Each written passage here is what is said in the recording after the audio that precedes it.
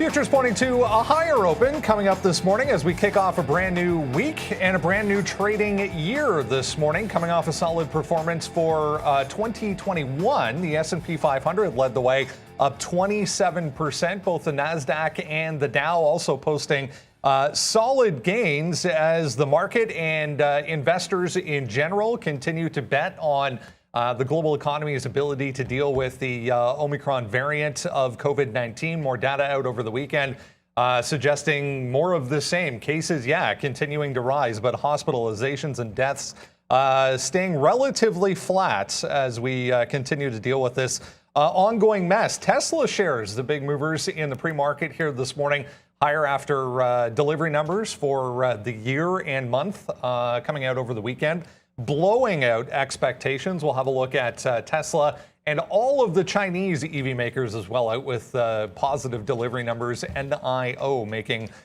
big moves here in the pre-market. Travel stocks as a group back in positive territory as well. Again, as data continues to suggest, this Omicron variant less severe than previous versions of COVID-19. Brand new year set to kick off with a whole bunch of economic data this week as well. We'll get both manufacturing and construction spending data for last month out this morning. The non-farm payrolls, big jobs report coming up Friday morning before we get going. It's Monday, January 3rd, 2022. TraderTV.live starts now.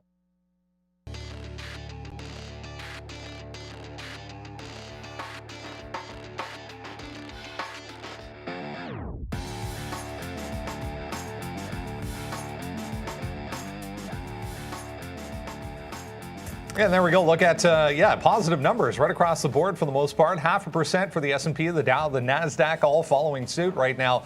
You can see Brazil open trading up a full percent. TSX closed today here in Toronto for the New Year's holiday over the weekend. Crude oil down slightly to start. Nice bounce back for both Ethereum and Bitcoin as well to kick things off for brand new year. It is Monday. Good morning, guys. We made it back in after New Year's. Hope everyone enjoyed their New Year's celebrations. Had happy and safe ringing in of a brand new year. It was the first time in our neighborhood, guys. I don't know about you guys, but at midnight, there were fireworks celebrations. There was horn honking, lots of loud rowdiness outside. And I think that has a lot to do with the fact that bars closed at 10 p.m., so people obviously had to go somewhere before midnight. Yeah, welcome to 2022. That's pretty much exactly what it was, right? Like everybody had sort of moved on and did their own way of celebrating. We're getting to celebrate hopefully what I think is going to be a great start to the year. I mean, you already talked about the delivery numbers, so we got 2 days for the technical Santa Claus rally to come into full effect here, and it does look like a pretty good start. Watching Tesla, NIO making some strong moves as well. Some good levels from, I can say this, last year. Some good levels from last year that we can take advantage of here. And as with always, it's all about making this year better than the last in every single regard. Be a better person, be a better trader, and we're going to be a better show. The only thing that stinks, of course, is I lost both my fantasy football championships, Sean. Both, 0 for 2. Yeah, I issued a challenge to everyone in our pool, right? But only one person took it. You're obviously in the finals, but and our boy Jason's going to get dummied up today. So I'll make a little bit of money on that one. What? No, I only need 20 points. Oh. I have Chubb, Harris, and Deontay Johnson. I might put up again, number one again this week, maybe. We'll see. Three of the last 4 weeks, but it doesn't matter. Okay, all right, so we're just going to be chilling out here today. Yeah, Neil's going to be a good one, man. Ford's going to be a good one. We're already into Ford. Neil's already into a couple names. We'll have Arun coming on, I think, anyways, for the futures coming up soon. That should be really fun. And, yeah, we're on one again, man. Happy 2022. Should be a big year. I think it's going to be a big year for crypto. I think it's going to be a big year for a lot of these EV names, believe it or not. If you're in the right names, we'll see Lucid. We'll see some Fisker. I like Ford. I'm already long Ford here today as well. We have Palantir on the mind. And a lot of the same names, man. Today, AMD comes out as a number one pick there for BMO, so that's good. We'll see if that can get some going on here. Robinhood, Kathy Wood comes and buys a bunch of that on Friday, which is strange, but it is what it is. And, man, these Canadians get a lot of holidays. Like, right? The market's closed again. I wish I was Canadian here, Brendan, because this seems insane, all the holidays these guys get. Yeah, they seem to know how to do it correctly.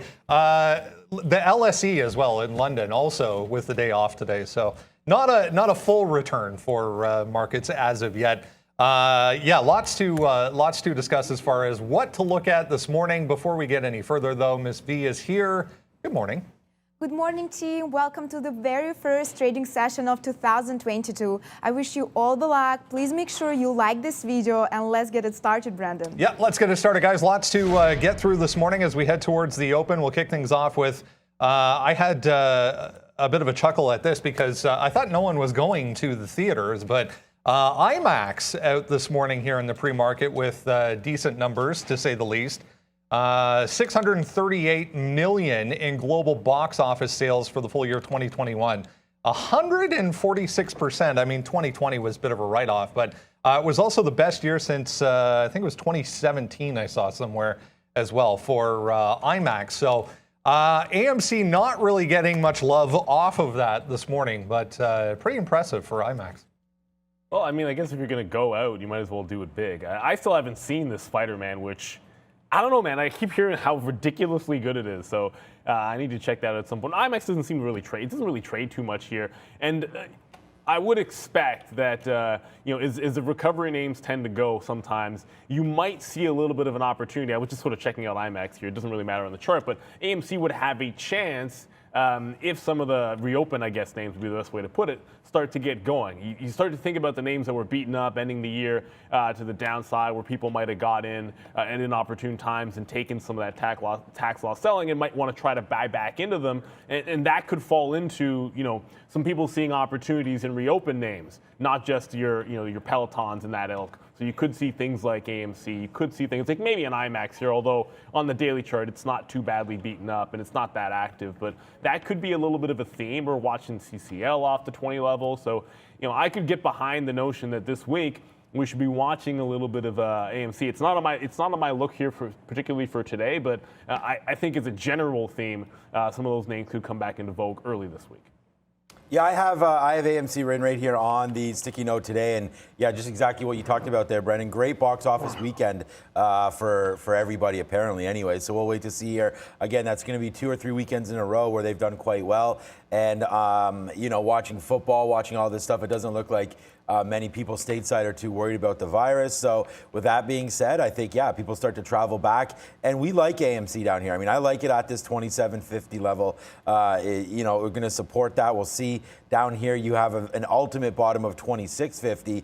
But we've hit this before and ripped up off here. So let's wait to see. I have some bids all cluttered throughout here, all the way back down to like 26. So we'll see if it breaks out to the downside today, but it's going to have to take 26.50 for that to happen. So I'm going to try to be patient a little bit with this name and see if we don't have too much volume, but see if it can come back in. I like AMC down here. We want to be buying this name. I don't think my trades are going to load up in here, but we've been trading AMC pretty good. It didn't have any love for it on Friday. We did get in near, I guess it was something like 28, and then we started to defend this 27.50. But then once that broke, I remember getting out like 27.30 or something in the near 4 o'clock there. So it wasn't a good trade on Friday, but we'll see. Every day AMC's had some moves back up. So this was Thursday. It's just the problem was Friday, a little bit of a negative day. So we'll see if AMC can get going. I like the name here. The Nasdaq's trying to pull back a little bit, but I think you got to support AMC long. It's been a good trade, and so we'll wait to get into it. But again, be patient here. We'll see what happens in the first hour of trade today, or even more importantly, the first 20 minutes. Get a feel for what this market wants to do. Right now, we're up pretty good on both, man. It looks like, the ES trying to make another record. I can say record close. We're still a little ways away. But you're up 0.5% there, and you're up 0.6% here in the Nasdaq. So yeah, I'm excited for AMC, Brendan. I think you got to look at it today. Yeah, we will keep an eye on AMC. We'll talk about all these EV stocks, guys, obviously. Tesla going to be a focus today, NIO going to be a focus today. Typical for not only the first day or first trading day of a new year, but the first week. A lot of people coming out with their picks for 2022 or stocks to watch for 2022. Sean, you mentioned AMD there, BMO and Goldman Sachs with AMD on the top of their list. Here's Guggenheim as well, talking about Nike, guys. I just noticed Nike not terribly exciting here in the pre-market. It is positive, but very little volume. But one of those days and weeks, as I mentioned, that you're going to get a lot of these. Watch this stock for the next year from a lot of these places. I think watch Nike. Is that what they said? Yeah. Just do it then. Definitely just do it. I can get behind anyone that talks this year because I don't think we're going to have the same returns this year as we did last year, especially in the growth space. So with rates going up a couple of times this year, possibly even like 3 hikes, it's a different environment. And you're going to want names that have, quite frankly, solid brands. And I know obviously Guggenheim was talking a little bit about Nike and the metaverse for an aspect for their growth, but you also have to have that solid brand recognition, the ability to pass on some of those, I guess, inflationary price upgrades to the consumer, which they have. I like a few other names in general. That being said, I wish Nike was a little bit more exciting today. It has a chance to break its 50 period here, and then it is close enough to like this resistance at 180 to certainly come into play. But I think that does fit the overall theme that if you start thinking about where to look for, the explosive growth, and it might not be in the names in the tech sectors that we saw the last couple of years.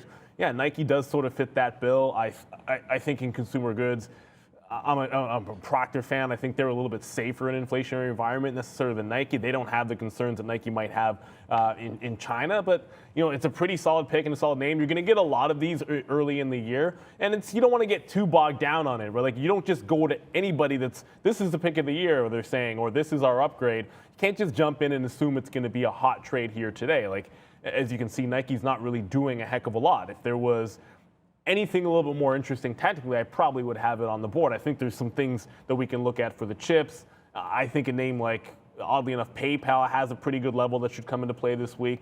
And we have one on our watch list, Robinhood, which looks pretty interesting if you're looking for technical levels. Just don't see much here on Nike for the day trade. No, I mean, we don't. I mean, you just talked all about Nike there. I think it makes a lot of sense there that we look at Nike again as a solid brand. This was a talk that we made about inflation. A lot of their, I think it was 45 or 50% of their sales now digital. So we like Nike to go long here, but yeah, it's only 16,000 shares. So thanks for the report again today, Guggenheim. But again, it's going to continue to work, I think. Anyways, you're bouncing up to the 50-period moving average. This is the first time I've ever bought Nike. Was down here at 145, and that's literally the print we have. So we'll see if it continues to work. There's no way I'm selling this name. It's not a big, huge position. Oh, I still have the cup here from our champagne there. It's not a huge position, but looking to add if it does come in. We just have to wait for it to do that. I mean, it's a nice trade. It's not a big dividend or anything. So I don't know. I'm not in love with this, but we'll wait to see where it goes from here. I think you can break this at some point this year, but hey, it's just a solid name with a solid brand. And again, they've getting hit a little bit here because of the Olympics. We'll see if that can come through again, though, on the sponsorship side of things. I think it starts to go upside and we break this high. But again, not a super sexy name, but one that you're probably going to want to be on if you are looking to get some retail. Just noticing some of the banks here ticking up this morning as well, including this one, WFC, up about 2%. Light volume across the board, it's worth mentioning on most of these this morning, but back to 49.50, which is that last little kind of pivot on the daily chart for WFC. Barclays upgrading Wells Fargo today. This group, though, I mean, to end the year was pretty choppy, to say the least, kind of back and forth. We did get a nice move back higher, but might need some participation from the financial group if this current rally is going to continue. Well, I don't know. I feel like the financials have sat out some of it recently, but to me, I like Morgan Stanley, and I'm buying them on dips to start the year. Ooh, daily chart is still a bit of an issue here. I can zoom in. There we go. It's a little bit better. Like it's been holding fort around this 100 level. It's a name I happen to just prefer. I think once it gets above this price, it might not see. Once it gets back above this price to start the year, I have a feeling it might not get to see those dips again. So if we get anywhere near that 200-period moving average, call it like $1 or so away, it's going to be a buy from. We're going to have stink bids on the long term, just sort of setting things up for maybe adding to some of this. Going to be adding to some healthcare as well. Again, doesn't necessarily mean there's going to be a day trade. I know Wells is the one that a lot of times Wells, VAC for the rate raising environment of the two picks to move the best. I just prefer to have the one that's always done well for me and perform well, and that's going to be Morgan Stanley. So I'm looking for it to possibly break out early in the year above that 100, and then we don't necessarily see that again. But for now, it's going to be stink bid on Morgan Stanley time, probably around that 96, 95 and a half area, just to be able to add to that position. I would say the same thing about TD Bank. I know, well, I mean, it trades in the U.S. That's one. Here in Canada, they've got the most U.S. exposure. That's the other bank that I happen to like. But I think the financials are going to do better this year. But ultimately, it doesn't necessarily mean we got a day trade here on Morgan Stanley. No, I'm just trash talking our friend here. I'm asking him if he's going to watch the game tonight, or is he just going to send me the money early? Because I don't know if he's going to do that or not. But I do want to give a big shout out as well. Today we'll do a little jumping jack here because, or flip, whatever that is, because as an owner, of the Green Bay Packers, we're very. I mean, here's my official ownership stake right here. Sean Katina, obviously one share, of the Green Bay Packers. I mean, we are minority shareholders now. And so I want to give a big shout out to everybody. What's up to Dominic? What's up to Austin? What's up to all you cheeseheads out there as we have clinched, of course, home field advantage, which didn't seem to matter last year. But let's hope this year, as our coach here is 39-9. Right now since it started. Insane. So LaFleur just absolutely on fire right now. But there's the Green Bay Packers. So we'll look there. Look, we were buying JP Morgan over and over again over the last little while here. Actually, we didn't buy anything last year.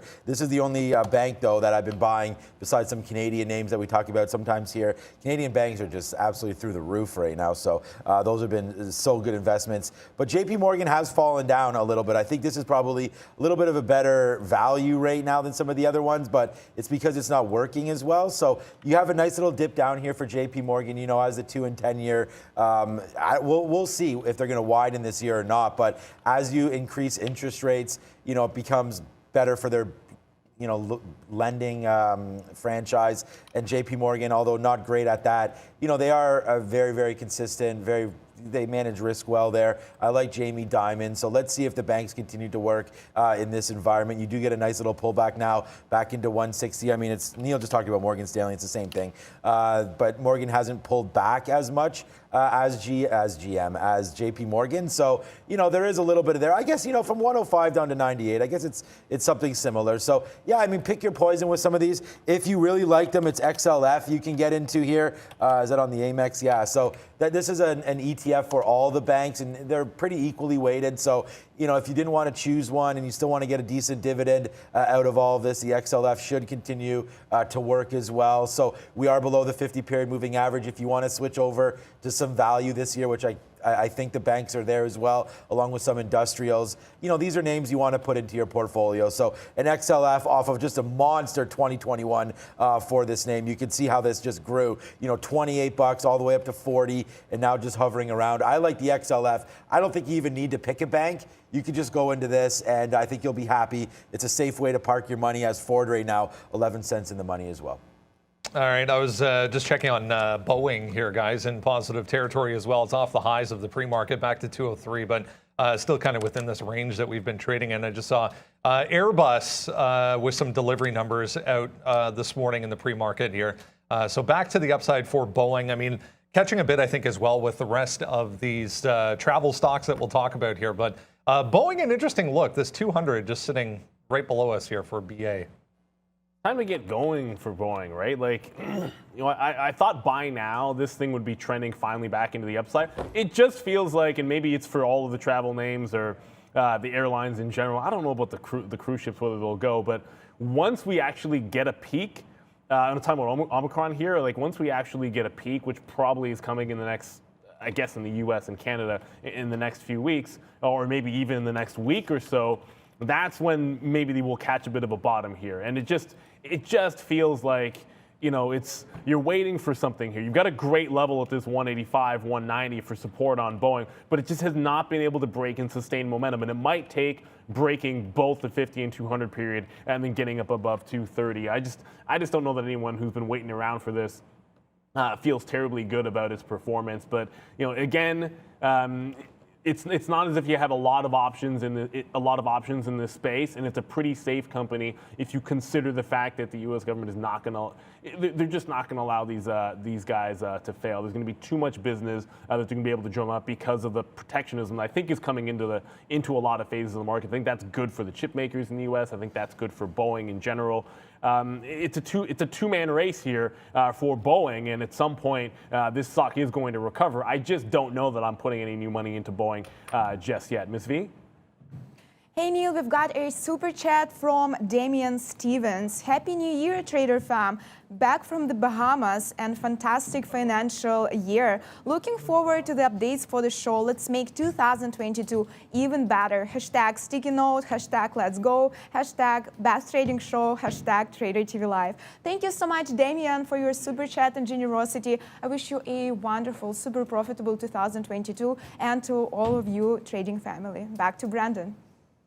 Thank you so much. Yeah, that's great. Back from the Bahamas. That's a nice place to spend the holiday. Upgrades and downgrades for today. This is, I was saying to Ms. V when we sat down this morning, I think they're kind of making up, analysts are making up for the lack of upgrades and downgrades over the past couple of weeks because there's a ton. These are just a few. McDonald's on here, Rocket Companies, Wells Fargo, all to the upside. Some retail to the downside today. Cheesecake Factory as well. Cake, one to watch, guys. All right. So, yeah, thank you so much, Damien. Yes, Taquino Nation strong, and thank you so much for that. And I hope you had a great time in the Bahamas. And I thought you even said, Damien, that you were traveling to Vegas as well. So, I mean, I think this is going to be, or this has been, a big year for Mr. Damian Stevens. So thank you so much again for the super chat. It means a hell of a lot. Right now, AMC coming out with some news, like live on the wire right now. I don't know. They want to restructure some of their debt maturities to ease up on some of the interest payments. So I don't know. It doesn't seem to be moving the stock at all on that news, which is kind of funny because any kind of AMC news normally sends this stock sort of in a tizzy. But I guess we'll wait till 9 o'clock comes. We'll see if retail gets a hold of this. But I don't know, Brandon, if you want to hit that story. But there's not much there. I think I just covered it. If possible, they like to refinance some of their debt to reduce interest expenses.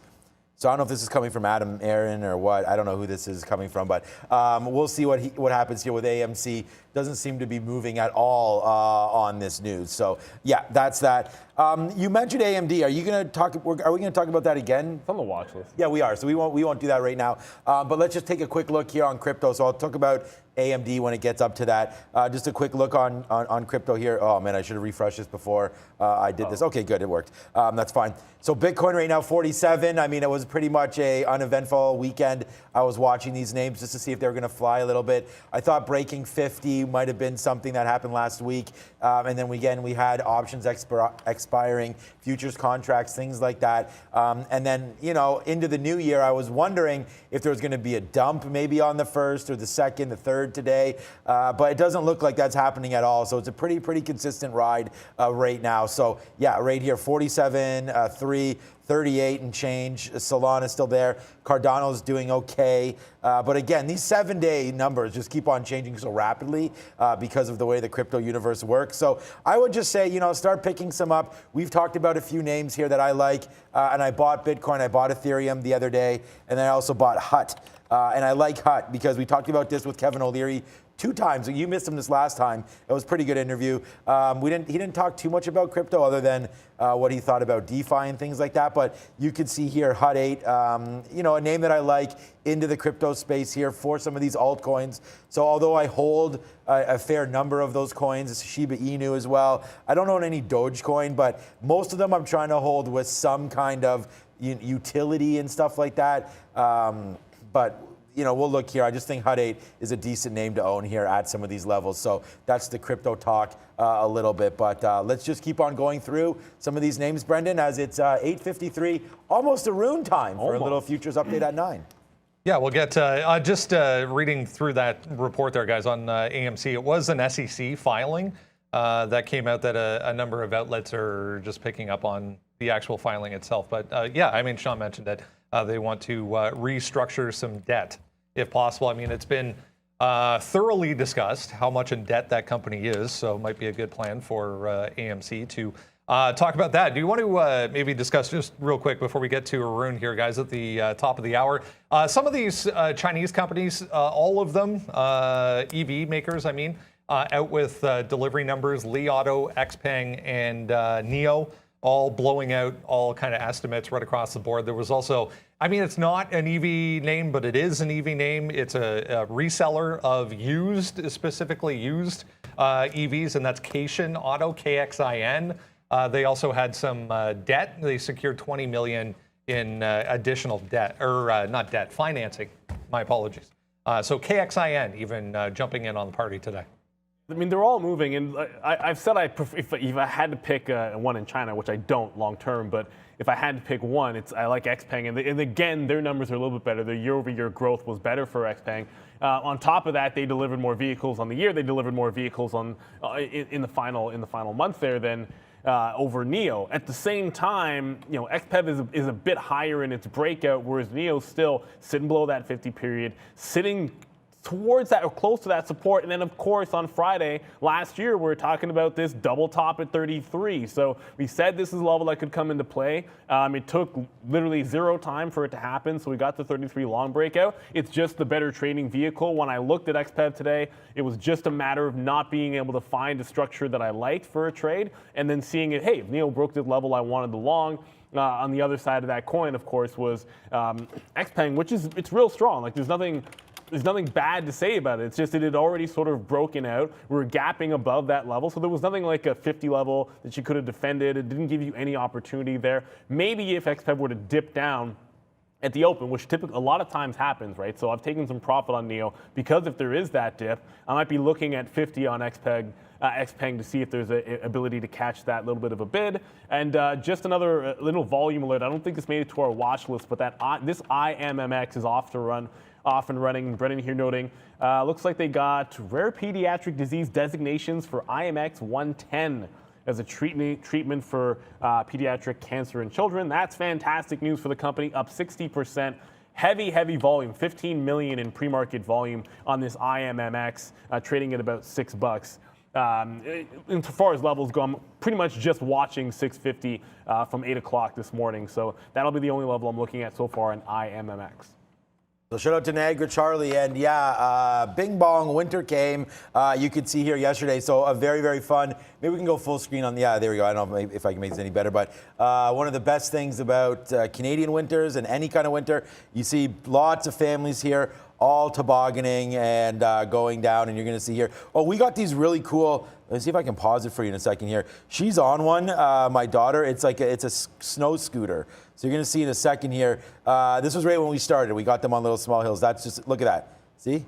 It's pretty cool. It's like you ride, that's just a generic one there. But yeah, some nice days there. So shout out to everybody living in Southern Ontario, I guess, as we got basically our first, well, I don't want to say our first. I think we had 1 or 2 major snowfalls previous to this. But winter came right away here on January, I think it was yesterday, I guess, January 2nd and 3rd there. So we got a nice little winter. But look, NIO, I'm not in it right now. I think a pullback is probably due. It's up 5% there on deliveries. What a monster couple days NIO had, including this huge day on Thursday where it just rallied like nuts with all the Chinese names. But then you gave some back here on Friday, right? I mean, a nice little pullback in. So don't get too scared about NIO, but it can do these crazy moves here off open. So we'll wait to see like a dip down. That won't surprise me. Like that's a dip of almost 50 to 60 cents there on Friday down before ripping up and then basically pulling back all day. So I wouldn't be surprised if you give 50 to 60 cents into NIO right now,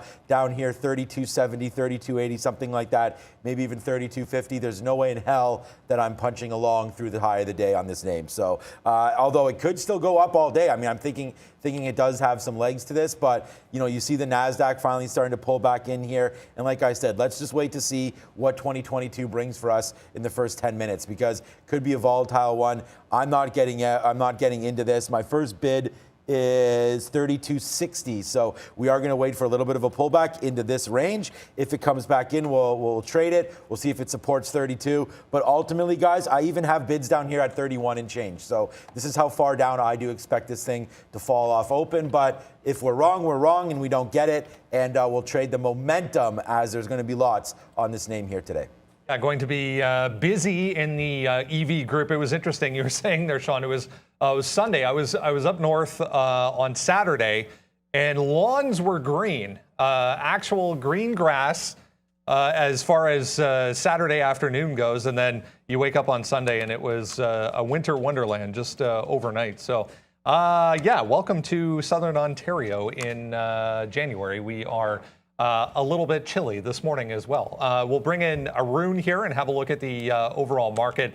get a feel for where we're heading south in a hurry right now to kick things off here, Arun. We're still up on the day, but a bit of a move down here.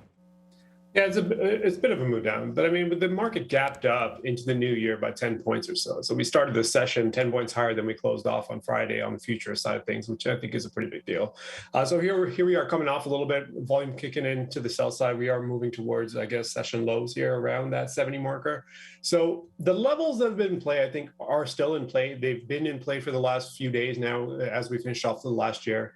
4,800 up top, we saw a decent amount of volume and resistance in between about that 47.85, 47.80 going all the way up to 4,800. So that zone is still in play. And with this move right now, I think that makes you look at that short possibility even more. And then if we come to the downside, we've still got that 47.30 heading all the way down to 46.90 as the major areas. Essentially, once we cross 50 to the downside, you are running into pockets of support.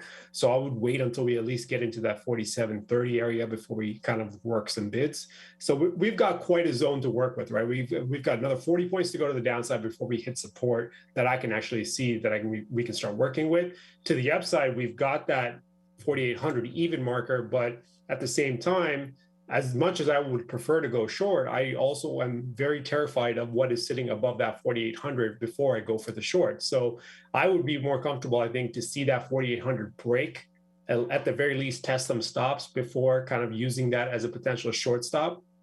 But for now, respect the level. If there's a perfect setup or very high quality setup in that 47.80 area, then I think there's a short possibility there as well. But for now, we've got to kind of wait for this market to do something more than just fall off a few points here. I think it's got to be maybe a nice little run to the top. It is the first day of the year.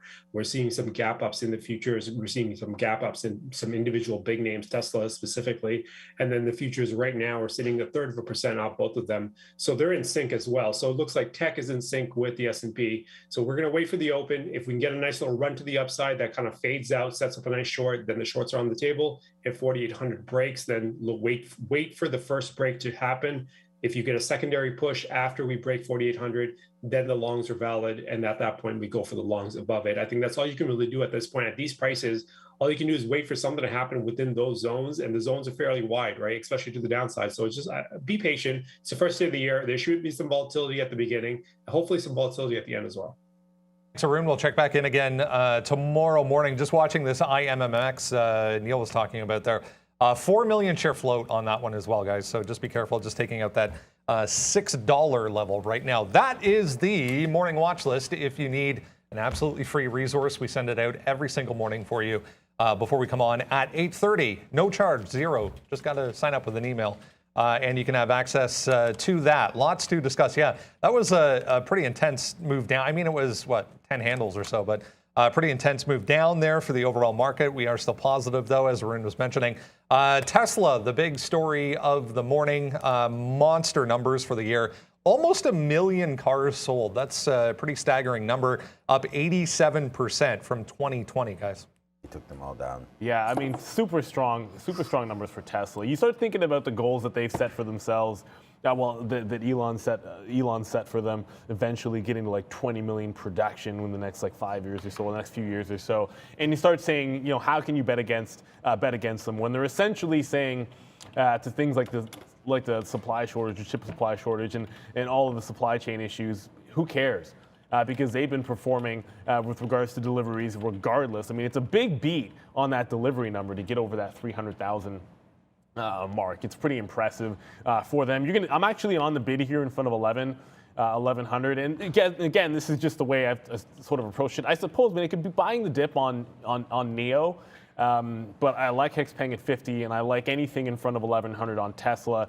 It's a tight enough range here that. Whoops, that daily chart not split adjusted. It's a tight enough range here that you could lean yourself into the breakout. I just kind of look at that 1175 and say to myself, okay, that's a pretty far away from this consolidation we had before, like a $100 move from where we ended up last year into a breakout here. I kind of feel like there could be a dip coming at the open. We're consolidating on both NIO, Xpeng not breaking out. All three of these names just sort of consolidating at the top. And if they do break those lows, the first look usually would be right in front of that previous resistance at 118. I don't want to dip in that early. I think if it consolidates there early enough, maybe go sideways for a bit. You can stake it out there. But first day of the year, I'd rather sit in the front of the price that I like, and that's going to be that 1100 level. I think because valuation might start to matter this year, I mean, Tesla might not be the name that it was, or the gainer that it was on the year that everyone's expecting. But I think this is a great start for it, so I'm perfectly fine with it this week to be a buyer. I think if it gets to 1200, I would talk about like possibly shorting it. We're a long ways away from that, but I'm sitting in front of 1100 right now, and that's about the only trade I like. I think NEO and XPeng could be the better movers here today. We'll see. I could definitely be wrong about that, but I've clearly chosen to be in NEO right now. Yeah, I'm just still busy trash talking in our football pool, but you could see Is he here. paying or what? Yeah, well, I mean, the game still needs to be played. So, I mean, we'll see. All three of my guys could get hurt, I guess. But, okay, we'll come back down to the downside here, 1135. Yeah, look, Tesla's already off like crazy. We've talked about this. We absolutely love this name. We did lighten up on some of them. That's some shares. That's going to be a mistake. And it just continues to deliver, man. I mean, big-time delivery numbers, everything moving for Tesla. It's going to take out the high rate now. It looks like, this is the new high of the day right now, 1138, I guess. We have listed, but I don't know when exactly that happened. I mean, I'm seeing it right now breaking through 1135 and change and still rocking here. So we'll see where it goes, but Tesla is a can't-miss trade today. I just, again, to take it right here when I see what's happening with the NASDAQ, we'll have to just wait to see. It's going in the complete opposite way right now of the NASDAQ, so that's kind of a good sign, up 7.5% now, and we know Tesla can go up much more than this as well. So I don't know. I don't think this is going to be faded much today. I would love to get long down here, but honestly, like 1125 may be the lowest this thing goes. So Tesla's on one today. Elon Musk wins again. The richest man just keeps on getting richer, and wow is all I can say about this name. Just keeps on going. I believe Tesla probably, I mean, Elon, just to screw with all the shorts again, could just split this stock. So we'll see if that comes through, if they talk about that at any of their board meetings. So I kind of expect Tesla to split and then just like watch out after that happens again. Like, what if they go 10-1 and this goes down to $150? Then, I mean, it'll be 200 the next day. So I don't even know what to think about this name. I want to get long, and I want to get longer and longer and longer. Unfortunately, we did sell and put the money to work in other spots, which is turning about to be a mistake because this name just keeps on going. But I don't know. I mean, when do people start to think maybe like what I do and you trim? Like, we're already in the money. I know there's a lot of our traders that have had this for a long time. Like, I was in the money 800-900%. Like, you just, at some point, you have to trim it, but that seems like a mistake. So Tesla continues to go, man. 1250 is its all-time high. We probably get that in the next couple of weeks. Volume as well behind this as well is pretty impressive. I mean, we touched on some of the Chinese EV makers, but just as a straight comparison, you can basically add a zero to the full year deliveries. I mean, XPeng, 98,155. I mean, I'm not, comparing one to one here, but I am. 98,155 deliveries in 2021. Tesla, 936,000 deliveries. So 16,000 deliveries for XPeng in December. I think the quarter for Tesla was like 300. 24,000 of Model Y specifically. So, I mean, Tesla basically delivering as many total vehicles as XPeng in one model of theirs. So it's amazing. I mean, we saw Tesla. The cars just coming out of those factories were insane. And I mean, the fact that they can deliver that, the fact that they can recall 500,000 cars, like, I mean, how much strength does this company even have, Tesla? But XPEV is going to be a good name. They're all good. Lee, NEO, XPEV, they've all had a nice little run over the last couple days. For me, you can see, I mean, great runs off the 200 period moving average and breaking through the 50 period. And now you're going to back to highs here. I don't think it's all-time highs for XPEV, but you're going to get back to very close to that. Let me see, what is an all-time high on XPEV here? Let me just have a quick look here, as this has been a monster. $60. So yeah, so we're getting close to that right now. So $60 flat, 60.04, the all-time high for XPeng. So we'll see what's going on here on this name. You are breaking out. You do need to get above this 56 for it to be a real true breakout. We have a wick all the way there to 57. Again, I'm not super excited about these today. I just think they're too far a little bit here, up 2 and a bit % when the NASDAQ and the ES is dripping here. So I think you got to wait for a lot of these names. Back to 51 bucks flat might be a decent trade. XPEV really opens up once the market goes. So if you get a dip down in NEO, I like it better for a day trade. There's just more liquidity. We can punch in a few more shares. But XPEV anywhere back down here. I mean, look, good delivery numbers. There's no reason for this company to get faded here today. So we're going to play off of a 50 level. And I think that should work. Where's my 20-minute just to make sure if there is any support? Yeah, so even on a 20-minute chart here, you do have decent support. The best 49.50 is kind of like a worst case scenario. So if that does pull back to Friday's levels, I want to be a buyer. You know, no negative news coming from them. So let's buy it. The only thing is you have the China worries. So, you know, if you're not afraid of that market and some of the regulatory problems there or coming that can ever come down from that government, then, you know, XPeng I think is a winner. And you do have a lot of support back in 50. So even if you went long in your own account now, 51.50, like right where it is now, you know, you have back here to 50 bucks. So if you put in a stop order, I think you could be okay. The risk reward, I think we take out highs at some point. So in the next couple months, I like XPEV here. I think it works. And if you're going to be in any Chinese names, the automakers seem to be the ones working. Yeah, the only ones you want to be in, probably them. And I'm going to first get out of a revenge trade and correct a mistake early of 2022 is going to be IMMX. I missed the 650 long. I was actually saying, Sean, I crossed up like 3 cents when I needed to cross up at least 5 or 6 to be a little bit more aggressive on the break. It gives you a move all the way to 687, so it's a great scalp trade. I then had it on the way back down, but that's not the way that I intended to take the breakout trade. So I get in, I get out, take the small hit. This one, because of its small float, I know this CELZ that I'm sitting in short, that also has a small float, but it's been selling off all morning, so I'm not as concerned with it. This IMMX certainly is a candidate for, you know, a potential breakout again at the open. Any of these names can halt. This would be one that I would take on an up halt if I could get it at 9:30 when it does open up, or when the market opens up. If it breaks out the high and looks like it's going to go into a halt, I do like that long, taking it into that halt. Now I'm looking at $7. I'm looking at $6 on a bit of a dip to see if it can hold that price level. But the 650 break, you want those on the way up, right? It's on, especially on a low floater. Catching those on the way back down on the move is not necessarily the best way to enter the trade. Let's talk about some of the travel stocks back on watch this morning. Higher in the pre-market here as a group, but it's worth saying volume's not the greatest right across the board. We are in positive territory, though. More data on the weekend, as we mentioned, suggesting, the Omicron variant seems to be less severe, less hospitalizations, less deaths, but cases still spiking right across the globe.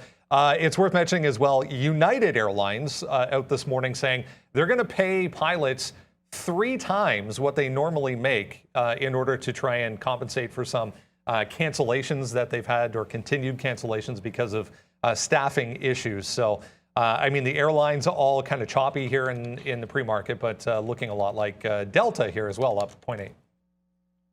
I'm not a huge airlines guy. I mean, we talked a little bit about Boeing. I can't. Again, it's a difficult sector to think about for me, other than the fact that they're like a utility. Like, they always just constantly are needing to be bailed out.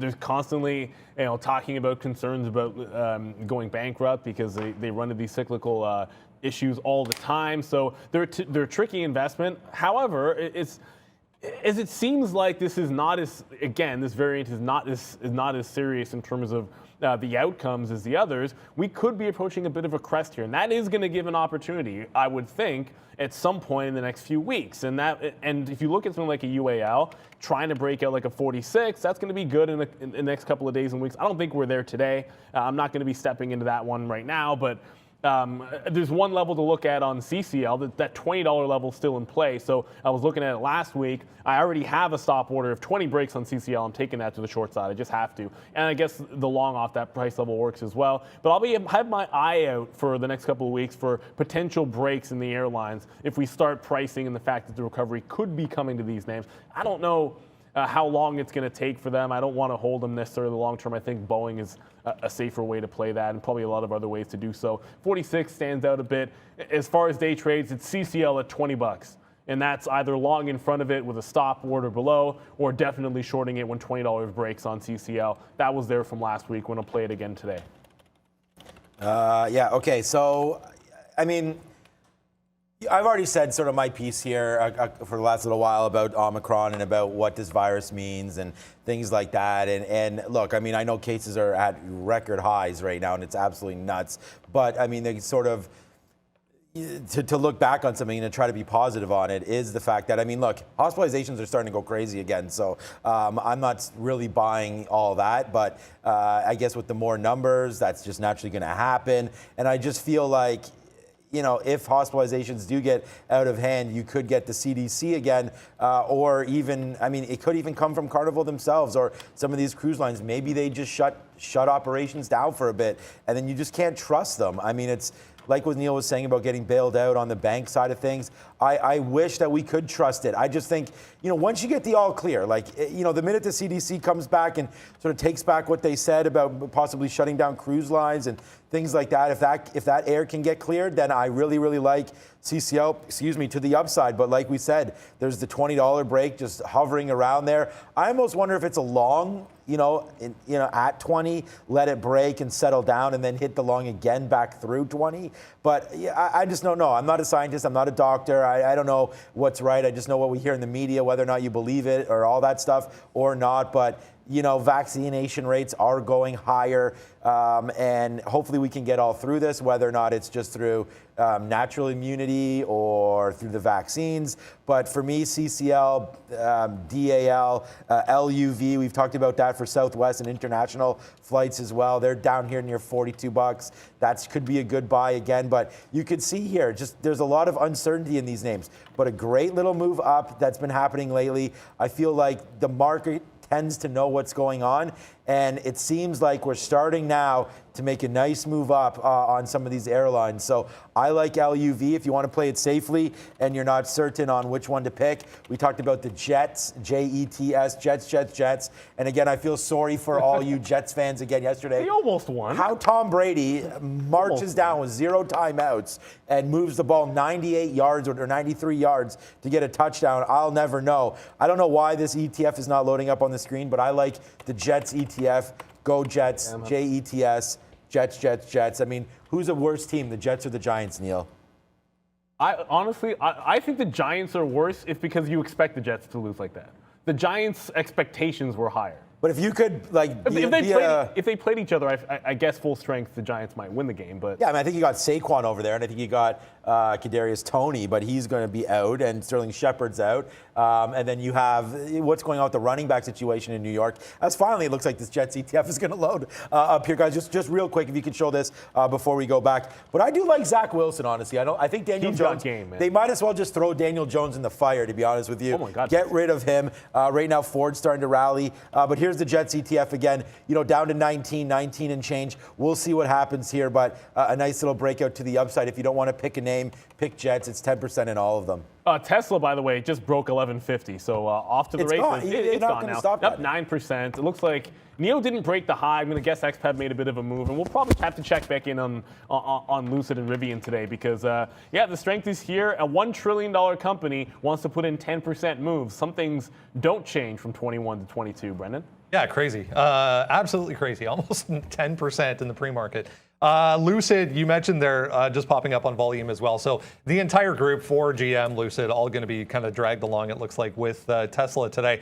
Let's talk about Robinhood because Kathy Wood going shopping a little bit as the year ended back on Friday, to say the least. I mean, it's a lot of shares, but notional, I saw the notional on here. It wasn't actually that much. Yeah, it's about 10 million worth of Robinhood shares, so 500,000 or so in Hood. So back above 18 here, which was a bit of a level on Friday for Hood. Yeah, look, and ultimately we've seen this sort of story play out many times here where it's a name that Kathy Wood believes in and she buys more shares as being actively, very, very active fund manager, constantly having to rebalance and reshuffle, so doubling down on names that she believes in when they get cheaper. It's just par for the course. Until this thing breaks, look at this consolidation down here. Until it breaks 20, like I don't know how exciting it's going to get. Obviously, the concerns that we've sort of already talked about here, the pay for order flow. Obviously, you've got some better names in the industry. in terms of actual account size and then future growth. There's a lot of things they still have to get right, but you can count me on board when this thing can finally break out of this 20 range. I think that's going to be an interesting level. If it retraces towards that double bottom, there could be something to see here. It's got this little tight cluster pre-market going on where you might sit it up for a break, but there's just no interest in it right now. Like, there's no pre-market volume to indicate any kind of a potential breakout. So I'm going to be looking for that 20 level. And again, to start the year, there's some good levels to set up before that might not hit today, right? Like I already mentioned, like PayPal 198, which is probably not going to happen in here today. I think $20 on Robinhood. I was talking about that 46 area on UAL. You're going to have some of these that are going to come up into play. Robinhood, just not a lot of pre-market volume here. So I think these movers could be the way to go. Looks like the IMMX might make another run at the high here. So watch out for that. With only 10 minutes to go, that could be breaking that high of the day at $7, even before the open, potentially now. Yeah, hopefully none of us are like Antonio Brown today, and we just say, see ya, Trader TV Live, and we'll see you around. But we know that guy has a few issues, so it's actually yeah, we'll see what happens with that. But I mean, the guy lied about his vaccine passport and all this stuff. I mean, the guy's a nutcase, anyways. Okay, Jets. You were talking about Robinhood.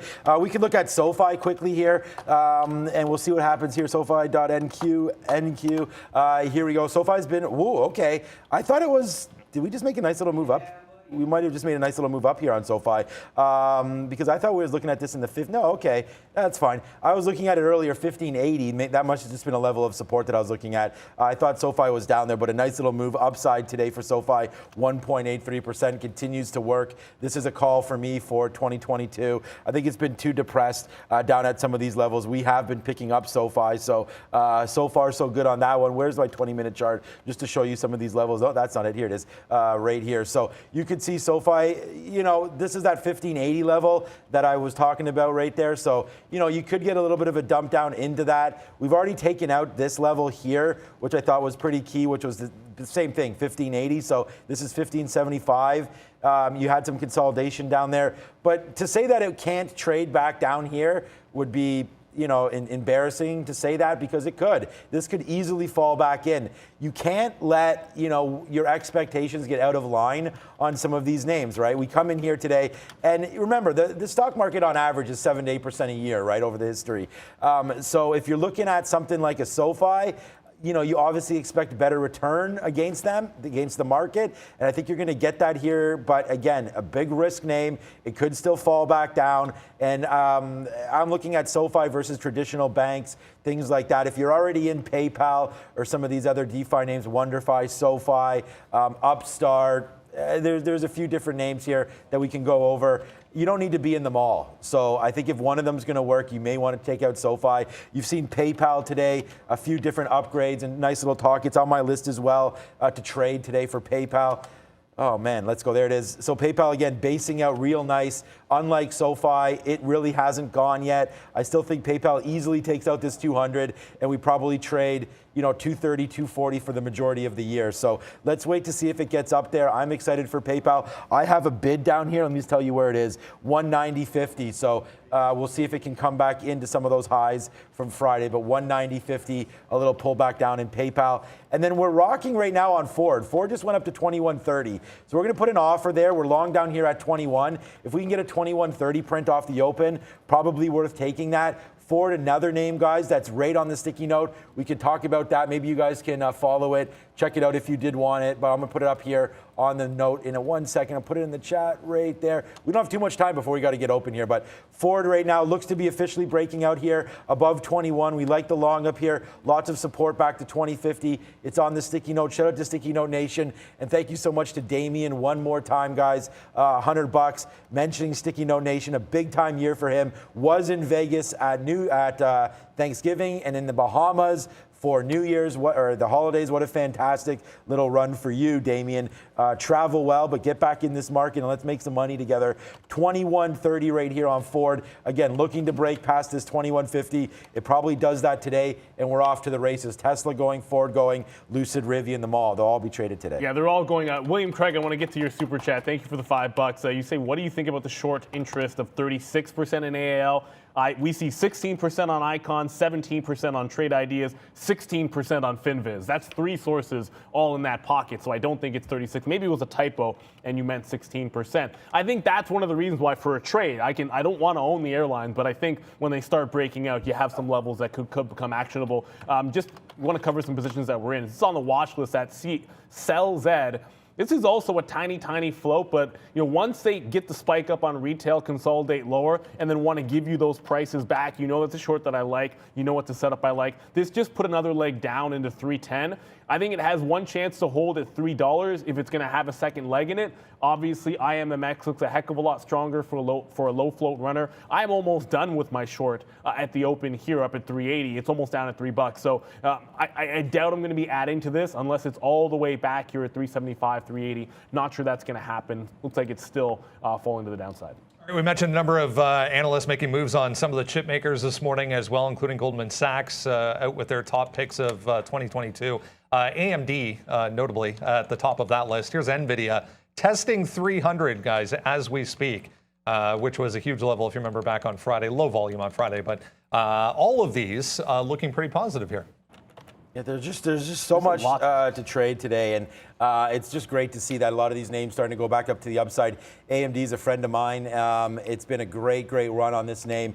Continues to be. It's a top stock for me to trade here every day, as you guys know. Short, $3 winner right there to end the day on Thursday. And it doesn't look like any of my trades are showing up here on Friday, so I can't even really identify what we were doing on Friday. But again, coming back in, we always like to play some of these dips on AMD. It's up that 1.29%, well outpacing, up 3 times the market right now with upgrades. This name continues to work. I don't see any reason why you don't want to be long AMD into any of these levels, man. Like 140, 142, the bottom here, 143 and change. We'll try to buy some of that. But again, this is going to explode to the upside. I mean, be long the chip names or don't. You're going to miss out on some kind of a run here in 2022, I believe. You could take the SMH. I mean, that was a call. I still own those shares as well. And I don't know. I really like everything to do with the metaverse, to do with the Internet of Things. I think AMD, like, look at this. I mean, NVIDIA and AMD both up,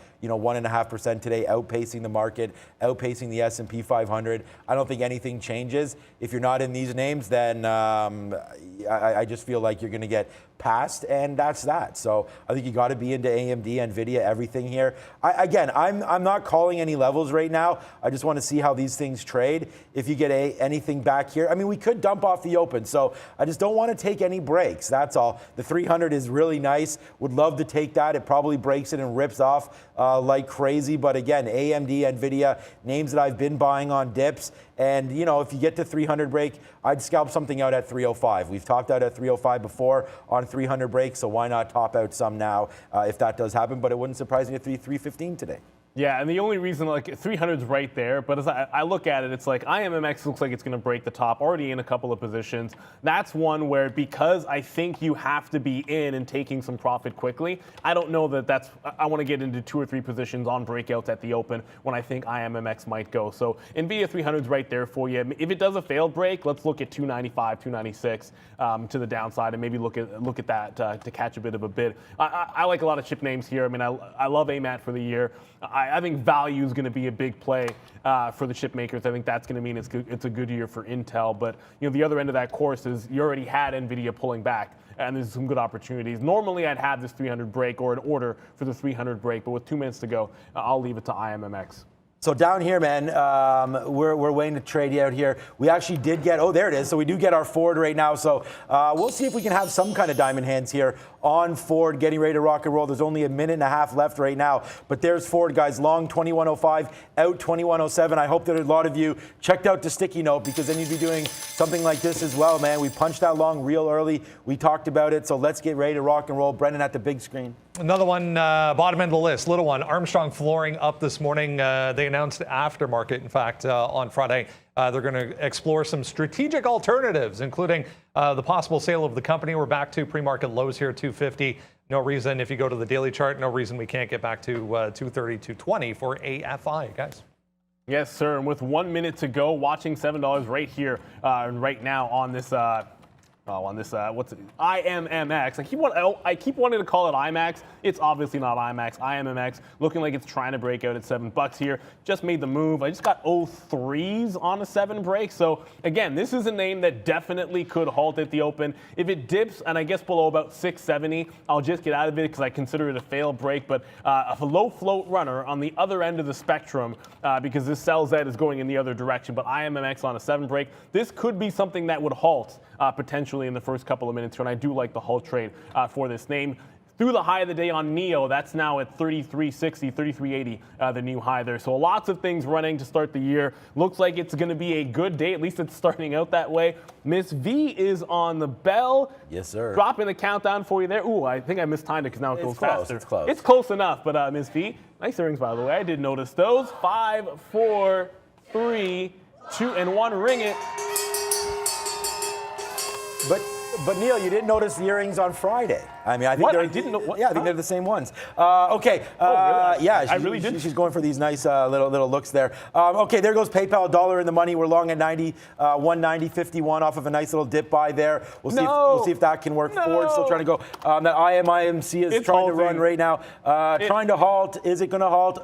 Sorry. Come on. Neil has it up. I missed it too. Yeah, I was sitting there on the bin and we missed that halt long. There goes Ford though. We're not missing that one as Superman is back in the building at 21.40 right now. 33 cents in the money on Ford as that's starting to go. But yeah, that's an instant halt on IMMX right there.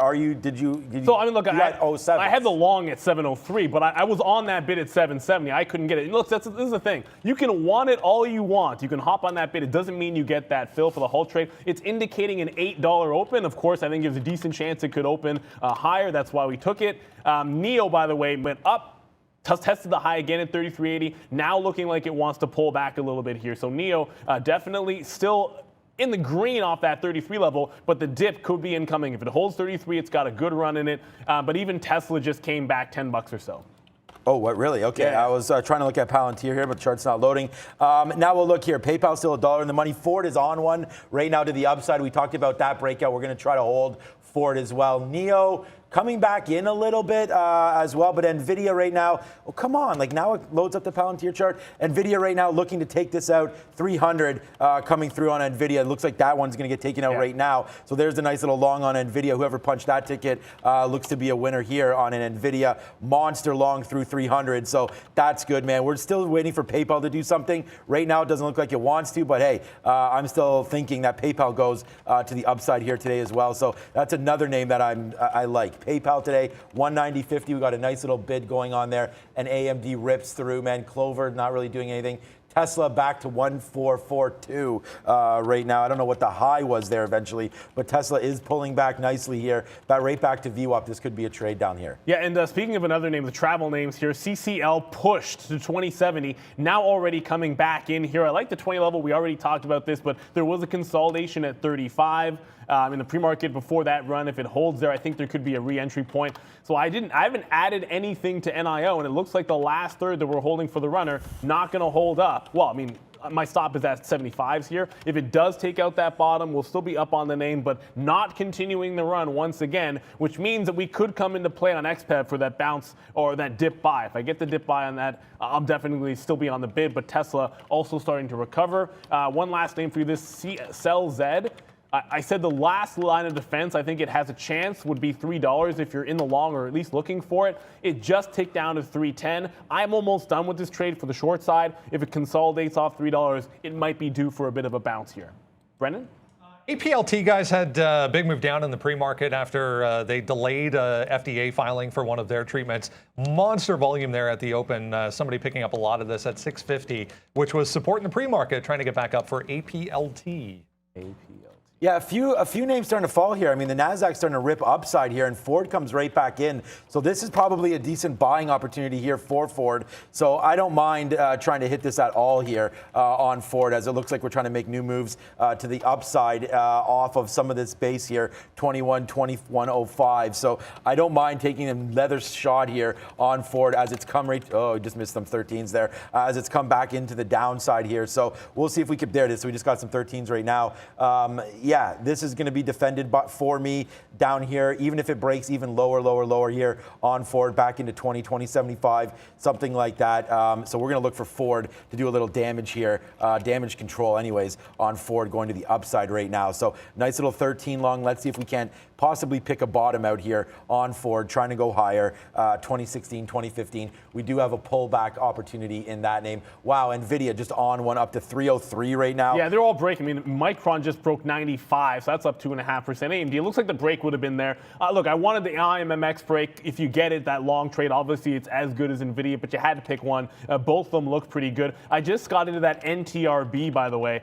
This is from last week. It broke down below 950, a big support level 965 from the afternoon. I got stopped out at $10. I'm now jumping back in at the lower end of the range here. So a new position alert for me, that's going to be that NTRB. That is from last week. Watch out for these low float runners, but NIO, not holding up at all. Now at 32.72, so continuing to fall. Really? On the other, yeah, it's long there. Look, it always seems to do this, right? And the other end of that spectrum is XPeng, which is close to that $50 level. I'm on the bid in front of 50 even. This is what I was looking for on the dip buy and not liking it for the breakout. It's getting pretty close.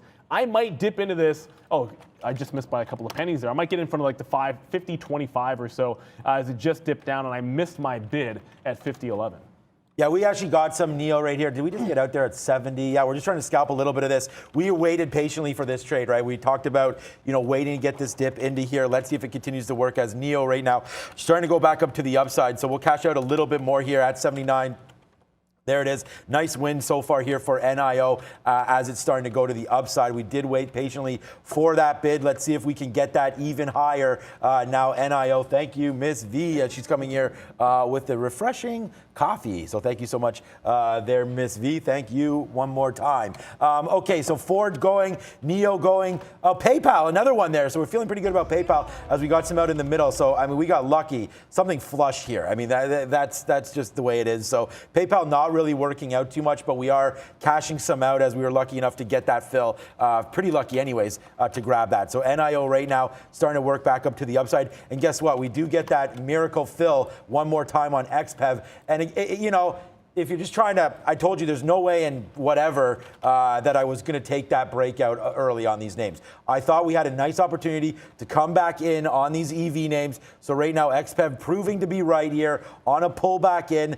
I'm just trying to defend that 49 area. If you see on a 29-minute chart, or 20-minute chart, you can see back here 49 is the level that we're looking at. So I think it holds it. So we'll see right now on XPEV right now. Long at 50.30, 40 cents in the money on XPEV. We should probably take this as well. Yeah, I'm going to get more on the bid of XPEV if I can get it. I'm going to take some out in front of 51. I got that NTRB, 928. Already took some out at 870, 50 cents for the low of the day. If it continues to fall, I think that we could see $8 relatively quick. Tesla just retook the high of the day, but I think there's some run coming in. And IMMX should be open up in a matter of seconds. Brendan?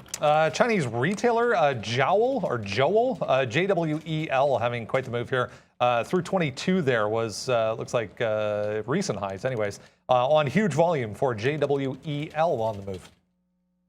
So is it a 10-minute halt? I'm looking at, should be open, like if it's not 5 minutes, that usually means it's 10, and looks like IMMX is going for a 10-minute halt, obviously, as I look at it here. So we'll wait around another couple of minutes for it. I think it could be worth it, but no open on IMMX yet. Guys, dap it up today. If you're just taking some of these trades that we're involved with here, it's been so far so good. We'll wait for XPEV to come on. But, I mean, check out this Ford reload. We're in here, guys, and then we're like, you know what? We're going to reload that. And that's exactly what we did there at 13. And now we're out in the 30s. That's good. Best out 29 there on Ford off of a nice reload. And then we just got out again on NEO. In, out, all the way to the upside here on NIO, man. That's a great trade for me. We're out now 60% of that trade going to the upside. PayPal's still working nicely. Ford's still in it. And then right now we have XPEV falling down. So XPEV we do have, and again, was not expecting this kind of a report here coming from them today, or negative move down on such a good report, but we do have that 49 area, so this is an area of concern for me to get longer right now on XPEV. So let's take one more bid on this name. We do like the support down here. We talked about that at 49, so let's see if it holds. If it doesn't, then yeah, I guess we're going to be gone as it's trying to break even lower now. XPEV turning red, man. These guys taking advantage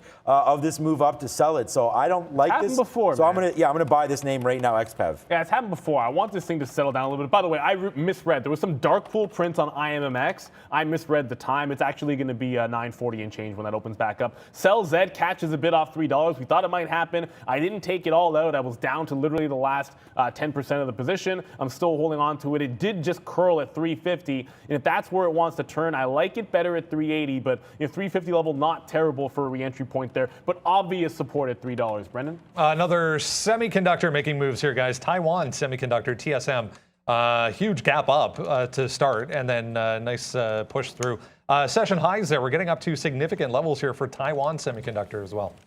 All right, so our average price now on XPEV is 50.13. I mean, we're out of the money like 10 cents here on XPeng. So let's see if that one continues to make some moves back up to the upside here. We just took an average in down on the downside, and then it just popped nicely for us back up to 50. So we got a 49.60 in there. So again, long at 50.30, a little bit longer down here. And on this average in, we took a third more. So it's not a crazy. That's why our average price is just back here. So now we're flat on this name. We're going to be 5 for 5, 4 for 4 here today, hopefully, as we continue to go. Ethereum starting to make some moves as well for us on the day. You can check this out here, ETHE. Not much happening. We went back and forth with that one, but a nice move up 5% on ETHE right now as that's starting to move a bit. And nothing else is really filling for me. What about Palantir on the downside? We were waiting for that. Oh, here it comes. Okay, so I'm actually sitting here in the 20s. So Palantir on a dip back down. I don't know, man. The NASDAQ worked today. Some of these other high flyer names don't seem to be doing that. We'll have to wait to see. Here comes Palantir coming in to 18. We are sitting on the bid, trying to take a bid there. And NEO absolutely flying to the downside right now. And again, we were really smart, man, waiting for this bid, but now it's coming back even further to the downside. So, we don't want to get crushed too much on these names, but they are not working today. NEO, XPeng, names that we thought would work, definitely not. So let's wait to see what happens here. As Ford, guys, wow, let's give it up to Ford right now. What a big mover this has been today. We reloaded that one. We called this one. It's the #1 name on our sticky note. Ford continues to work to the upside.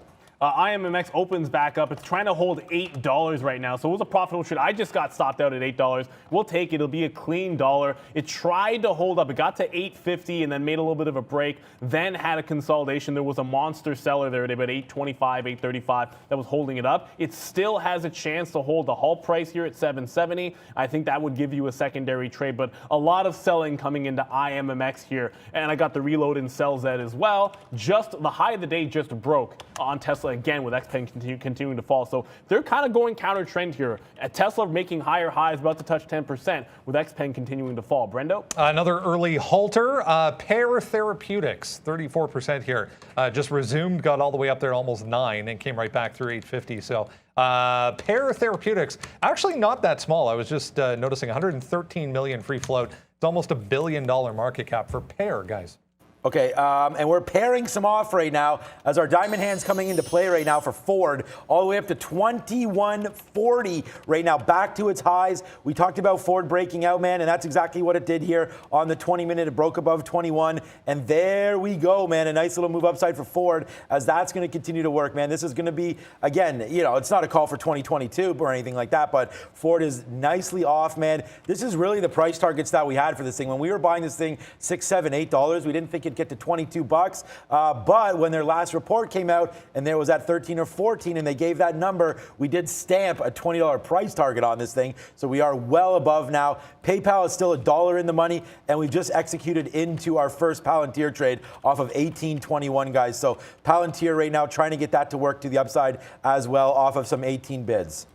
That new stock, that Pear, I'm going to add it to my list, but very, very thinly traded. I think that's not going to be as interesting to me as that IMMX, which has done 40 times the volume, but it's definitely on the list. If it breaks 9, I think it has a chance to go. The volume is already tapering off, whereas when I look at IMMX here, I still see it absolutely churning. It's held the halt price for now at 770. I think if it bounces off that again, it's probably going to make another bit of a long trade. So if you get any kind of a hold at 770, I'm going to be looking for another long here on IMMX. I'm not sure this one is done as long as it's above that halt price. I reloaded into Sell Z, which that'll be my best stock so far here today, but it looks like it's going to break back out. 380 was the big level that I was looking at this morning. That's where we shorted that 379. Looks like we're going to get that chance one more time here. So CELZ, remember, another low float name.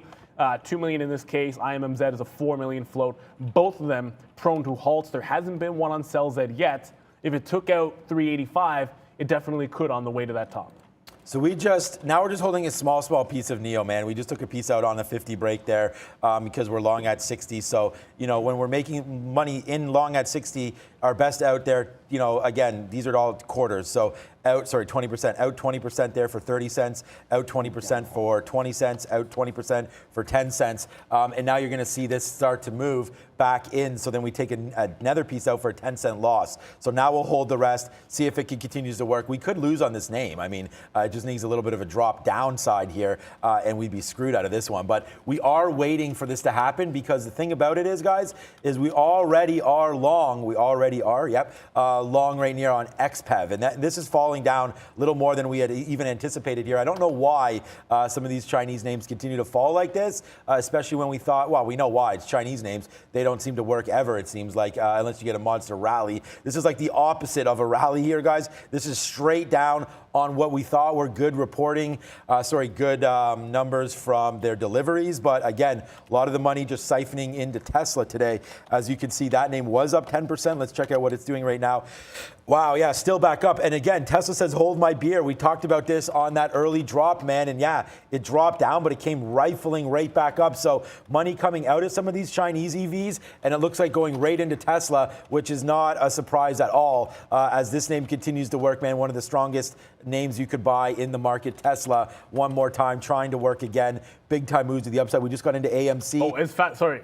As fast as they come up, IMMX just halted to the downside. Of course, you can't get it on the way up on the halt, but I could get the short on the offer on the way down. So we'll see how it opens up. No way I think it's as good to the short side on the open, the halt to the reopen trade as it was in the long, because it was way too easy to just sit on the offer and be able to get the fill here at 728. I'm getting half of this out regardless of where it opens up. It's indicating a 13-cent winner on the short trade. So it's not looking like it's going to gap down too far there. SellZ right back at that 385 level. So if this takes out that 385, you got to be cautious. I think it has a chance that it could halt on its way back into the upside. So I don't want to give it all back. It was a good short here before. You got a 440 high here, and if it holds a bid here, I think there's a decent chance it makes a run at that, and then that's going to be the bigger level to be able to defend. Obviously, right now you're still seeing it there. XPEM is actually now consolidating at this 49 area, 48.75. So if it calms down enough in the next few minutes, it might be a chance for a last-ditch effort. So SellZ, the reopen on IMMX, and of course, going to be watching that XPEM, which looks like a dog right now for me. NTRB looks like a safe short at this particular time, so not too much concern there. And Tesla, 11.75 within range. Wow was the only word for that. Unbelievable. Yeah, that's been a great mover right there as you go. So, all right, so AMC, now we are reloaded. We have a good position here, hopefully, on AMC. We do tick down now near 27. So, yeah, what we thought might be a rally in AMC today, it's, again, this is not a monstrous position by any stretch of the imagination yet. We do like AMC coming back in. Let's see if 20-minute chart here, coming back into 26.50, I believe it was. Yeah, 26.50, 26.80. We did highlight some of these areas, so we do start now a trade here on AMC with an average price, not bad, of 13. So again, that's where we're trying to be a little bit. And this is the one thing with having Arun here. I feel like, being a little more patient might pay off in the long run for some of these names. So instead of just jumping in and overreacting to some of these moves that might be happening here on a 1-minute chart or 3-minute or whatever, we're going to see if we can't let some of these names breathe a little bit here. I mean, that's why we still have XPeng. That's why we just average into Palantir. That's why we're averaging into AMC. We do have that 26.80 bottom, something like that. So if that comes into play, we will look at it. The NASDAQ is really just killing everybody right now. I don't even know what, it's surprising what Tesla's doing, to be honest with you, with this NASDAQ move. But I was looking for my eyes. Yeah, 303 still. Wow. So NVIDIA, there's some names, man. There's a lot of strength in this market, a lot of names holding up. NVIDIA still up 3% today. So this is what I mean. This is where, it sounds crazy, it's but the big names only. I'm hiding in names like NVIDIA, AMD in my own account. That sounds crazy to do that, but I really like the metaverse, including Facebook. We have to look at that stock as well. But right now, we're going to go back over to Brent in quick time. Valeria. Well, hey, Sean, Roblox is flashing. It's down more than 4%. Guys, do you see any opportunities for yourself in Roblox today? So I just finally stopped out of XPEV. It tried to consolidate there at 49, then broke the fresh low. So I'm going to give up on that. I'm going to give up on that dog ultimately. Pair ends up halting to the upside again. I kind of thought like maybe this one was done. It's going to be back. It'll be back on my radar. I was thinking this might not be the one, and IMMX was going to be the only one that I liked, but pair after a second halt to the upside is going to be there. I'm going to look to pay for locates. Someone asked in the chat, how can you short IMMX? We had to pay for locates on IMMX, so they were not free to do so. I wouldn't expect it to be any different on pair. It is a matter of price. I wouldn't pay $1 per share on a $9 name, but I will double check to see what it is. Speaking of reopens, IMMX just did. Again, I always take out some. If I don't think it's a gangbusters trade, which it didn't look like it was to the short side, I take some out on the reopen. That's a very, very small win. It then ticks all the way down to like 660. The fact that it flushed initially, as long as it tries to hold up at that previous halt price 770, I think it's a short at least to that price level. So if we pop up to 770 and can't break it, I'll add back in what I had just taken off on the reopen there. So pair, IMMX, those are your monster runners. Obviously, both of them starting to go. Sell Z also starting to fade a little bit here for me. I took some profit out in that reload. 75 average price, it's at 350. I think the support on that stock is at $3, but everything is about IMMX for me here. If it doesn't break 770, I'm looking for a place to add to this short and then see if I can't work that all the way down into VWAP. Okay, so I just came back here, and NEO, we just got 32 bids. So wow, yeah, a lot of these stocks pretty much falling down here uncontrollably on the bids here. So AMC falling as well, NEO falling. I guess we should have been, our New Year's resolution should have been to go short come in today. So we're stuck long on everything and things falling down. So we got to try to find some levels here as XPEV right back to that 48 level. This was going to be the kill spot for me, and it looks like we're going to get killed right now on this name.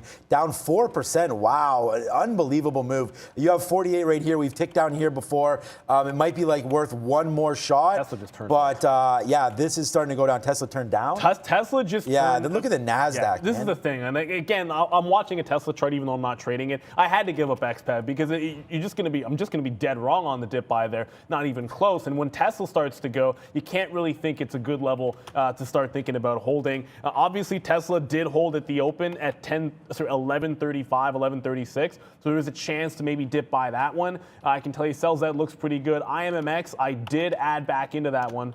It did give me that fill. It tried to get up to 770, so I am back into this one. Watch out for that pair, however. It still hasn't reopened just yet. That'll be in about, I want to say, 1 minute or so. And I don't think I can trade those at the same time, so I added to IMMX. Guess that means I will not be trading pair when it reopens. Holy crap. This has been an absolutely wow, NEO. Game changer and saver right now, and so are you, AMC, as everything just coming right back up right now. A nice move in some of these depressed names that we've been holding on to. AMC, wow, just made it all. I was just looking at the charts, man, for AMC and just getting ready to go on the bid. Unfortunately, we're trading too many names here, but AMC did hit right there. Like, that's what we're looking for. Should have got longer down there at 2660. It definitely gave, wow, we just made like a shoot ton of money there just by holding these unrealized positions all the way back up for us, man. AMC just rallied like crazy right there. What just happened to AMC? I don't know if they're back or not. The apes came into play right now. It looks like just a monster move from 2675 straight back up to the upside. And we're just sitting here like, yeah, I'll take that fine, sir. Let's take some more shares here out on AMC as this march back to the upside. Pretty epic there. And then NEO, 25 cents in the money as well. What's up, B? NES, guys, on the NYSE American Exchange, Nuvera Environmental Solutions. I was just double checking on the float of this, which I believe is pretty small. Yeah, 8 million shares on this NES. Halted, just resumed, tag 450 there for NES, guys. Yeah, just checking that one out. Again, I wanted to trade that. I did want to trade pair, but it just got back into IMX. Roblox down 5%. It actually broke the $100 level. Thank you, Trader Pratt, for pointing that one out. Thanks for the super chat there, William Craig. Definitely always good to have that support. But check out Roblox. That's going to get pretty interesting if it gets down to that 95 level. I'm not over on it yet. I think patience might be a virtue. The NASDAQ just turned red, and you see like it's very, very specific what's moving and what isn't, because you do have strong moves in some of the bigger techs and the chips, while everything else, its growth is kind of getting hit a little bit. The sell Z reload looks like it's pretty good. I'm going to continue to play that 385 level. I'm now holding out. Got to get rid of this bid here. Now holding out for $3 is the absolute bottom. I think taking it all out there makes some sense. It held the bid there before. I expect it'll hold the bid there at least again that time. I'm now all short basically. And that's what usually happens, where like you take out the longs that don't work, and then the shorts that are in the money just sort of ride with them. And that pair trade, again, I'm not going to get into that and IMMX at the same time. Obviously, it reopened and failed at $10, so that was a trading opportunity. But I think trading 2 sub-5 float names right after they open on a halt is crazy. You have to pick one. I chose to continue to trade IMMX. Man, I mean, I hope you guys held like we did on some of these names here. I mean, it's an absolute monster run up for some of them. AMC, what a monster, back in there. Wow, cannot believe that. And then NIO, just absolutely, like, we came back in and we talked about buying these bottoms. We talked about that all throughout the morning show, and we did that. And now NEO is an absolute beast. Like, we have double fills down here. Like, this 32, when that came in, that's exactly the price that we were looking at on NIO. So when that comes in, like right into here, we talked about that, right? That NIO has, you know, the likeliness of a drop coming through. I didn't like how aggressive it was off the open. We said there's no way we're taking some of those prints early, and we waited and waited and waited and finally got our piece down here at 32. It could still drop, but we are now out of a significant part of this NIO trade, man. We were in and out, and then it just fell in. We were holding a decent piece, not a decent piece, but some kind of a piece, and then bang, right back up to the upside off that low bid. So without talking about it too much, we should probably go back over and start taking a little bit more out of this play, as we're just bouncing around now, 32.18 or so. So we'll take another piece out right there. We have 40% left of this bottom trade. So that's what we're doing, just taking 20 cents now on NIO and hoping that it can bounce. We still have XPeng as well, guys. So what's up, Brendo? Just noticed Pfizer, guys. Big move down, but just saw this as well. FDA clearing Pfizer's COVID-19 booster for 12 to 15-year-olds. But, yeah, huge flush so far for PFE, down almost 4%. Yeah, there was news about Pfizer, right? Is that what he just brought to us? Yeah, he did. Brendan did. Thank you for that, because Moderna's moving pretty big, but CCL, super strong. We talked about 20. Well, how about 21? 99 is the current high, up 4%. It's already got 1-2 tests at that 21 level. The last pullback wasn't nearly as big. This one's set up for it. If you're looking for something that's going counter trend here, I think this is going to be the one. Look, we like the 20 level. It might just be a quick scalp break off 21 because it's an even dollar. It's got momentum. You're looking for something that's going to be strong. Just getting my order sort of as I talk here to go long on that break. So CCL setting up for 21 even. Like I said, that sell Z might turn into a bit of a buy for me again. Down around $3. It looks like it's close to marching down here. I do have bids on the way down. I'm getting flat on this name in front of 3 because I kind of feel like it's going to find that support. But watch out. Here comes CCL. You could convince me to get on the offer $98.99 if I saw like 1 million shares or so at 21 even, but I'm not seeing that.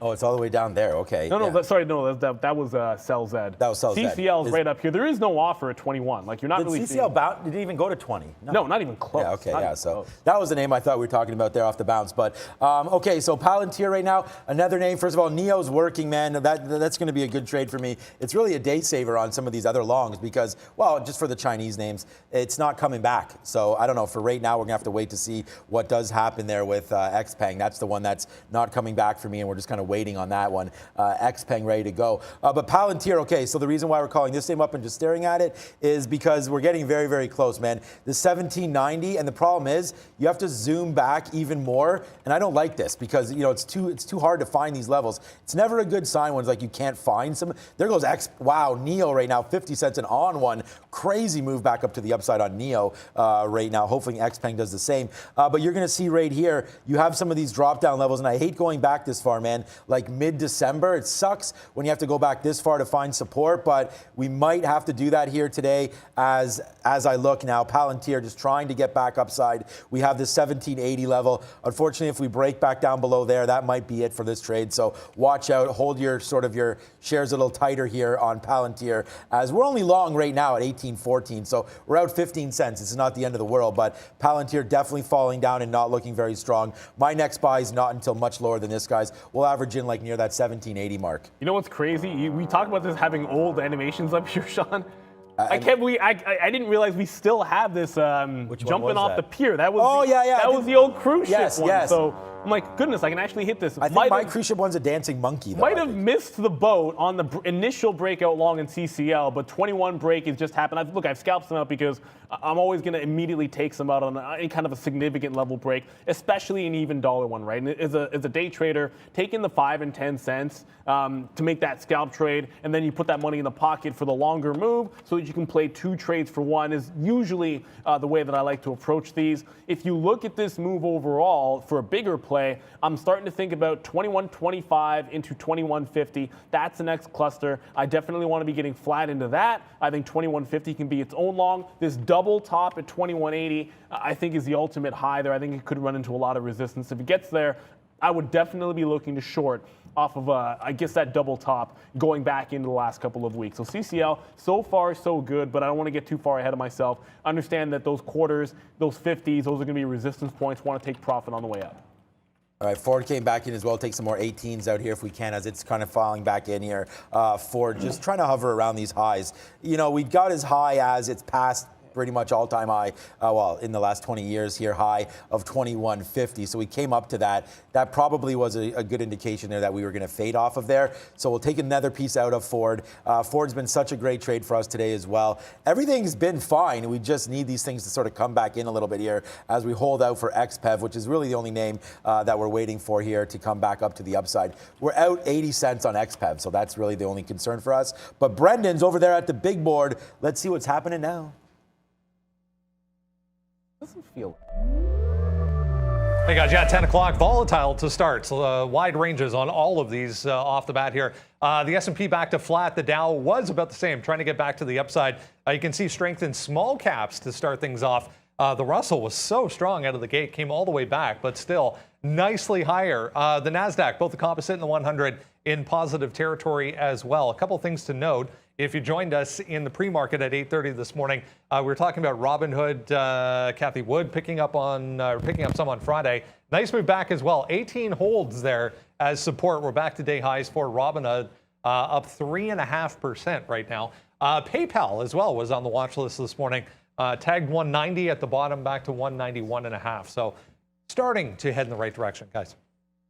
PayPal, we've got the 190.50, so we are long down here into these teeth. I wish I would have saw it come down here, but we are absorbing too many of these other hits right now. But we're back to today's high right now, and we're just starting to throw this money around right here as it starts to go upside, man. NEO is just a monster trade for me, continuing to be 70 cents now in the money.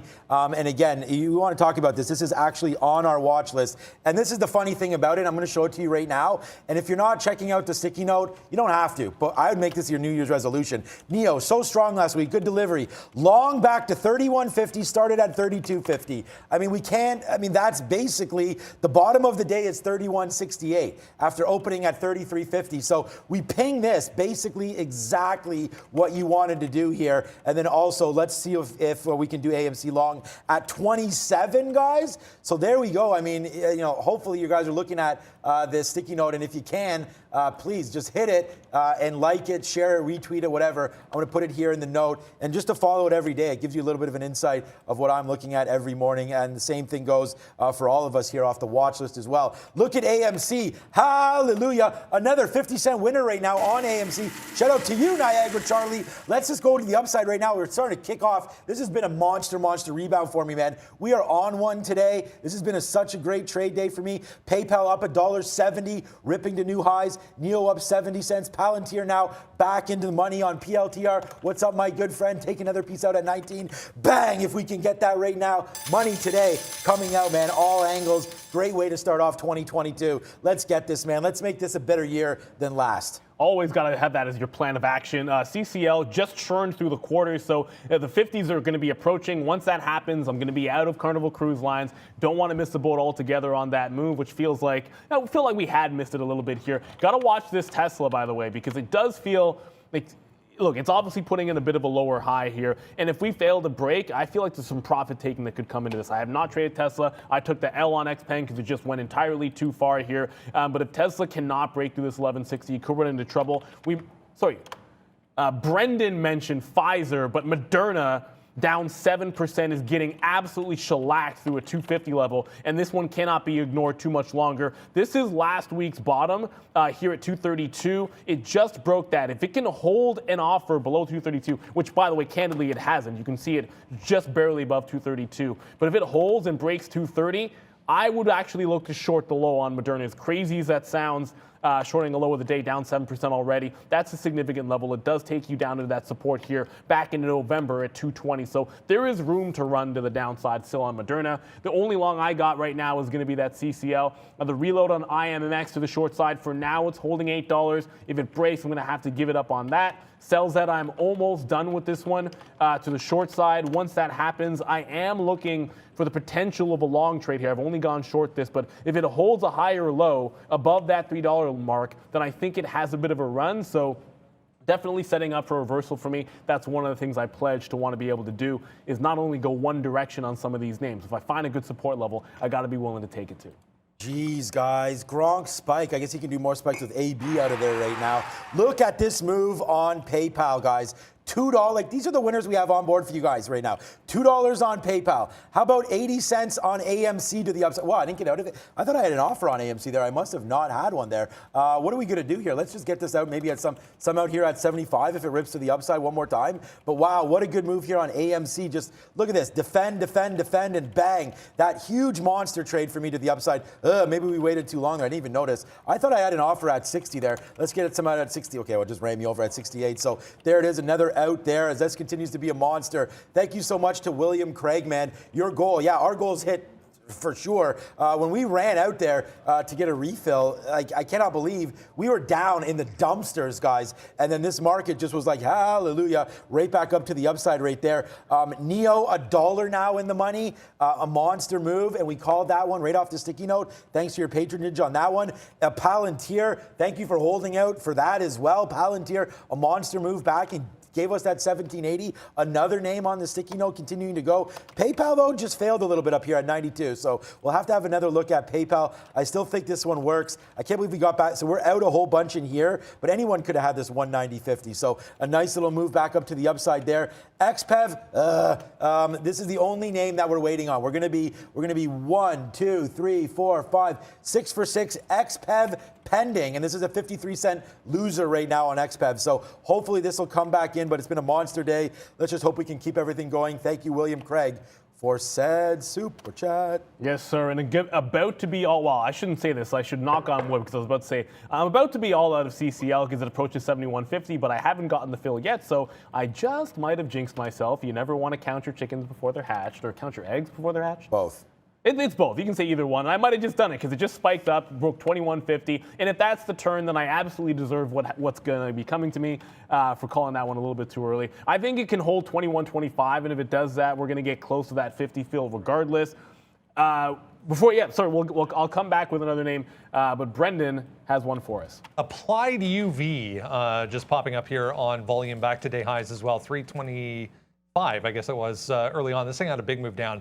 Over the past couple of weeks, electronics equipment maker, they're in the medical space. I think they do some drone stuff as well. So AUVI back higher again today. And guys, thanks for the love on this one. So we'll act a little bit of Superman here because this was a call that we gave for your own portfolio, and it was Jets, right? I mean, Jets up another 3% today. Thank you so much for whoever mentioned that there on the Super Chat. Not the Super Chat, but on our chat, they said thank you for Jets. You're welcome, man. I mean, it's just about knowing some of the different ETFs that you're able to trade if you don't have a specific name in mind. And I looked at some of the different airlines and was like, nah, pass. There's nothing too sexy for that, those kind of trades. So we do pass on Jets. We do pass pass on the airlines and like to invest in jets. And I think we'll put some on as well after the show. But jets is a good name here to go with today. Wow, Tesla pulling back nicely, back to 1150 right now. So Tesla, I mean, I'm looking at some of the trades, and thank you for watching, guys. It's 10:10 here. We've had such a killer show, I feel like, one more time here today into 2022. But here's Tesla pulling back in. It's just bouncing off volume-weighted average price. This is a 1-minute chart, so you do get some bounce arounds right now. I mean, I just have more to worry about, including long PayPal, XPEV now coming back in, Palantir, NEO, and Ford, as the NASDAQ really had a nice move back to the upside here, but then it really hits a wall at these pre-market bottoms of 16,400. So watch, I mean, that's 6,400 there, but I guess 16,380 on the NASDAQ. So if we can take out this and get through this clutter, then some of these holds that I'll be holding on to are going to look a little smarter. But for right now, I'm glad that we started to cash out of the majority of these trades, man. The only one that we didn't get out was PayPal when it went up to 193. But I still like this name. I really think PayPal is going to work. And we did empty out of all of our AMC. So I don't have anything really. I got to do another request. This is not on Rob. This is on me, because I need to put a request for more things in here. We don't have that ape, the diamond hand ape. On here. It's there somewhere. It's on the other. I know it's on here. There's no doubt it was made, but don't there. Did you do this one already?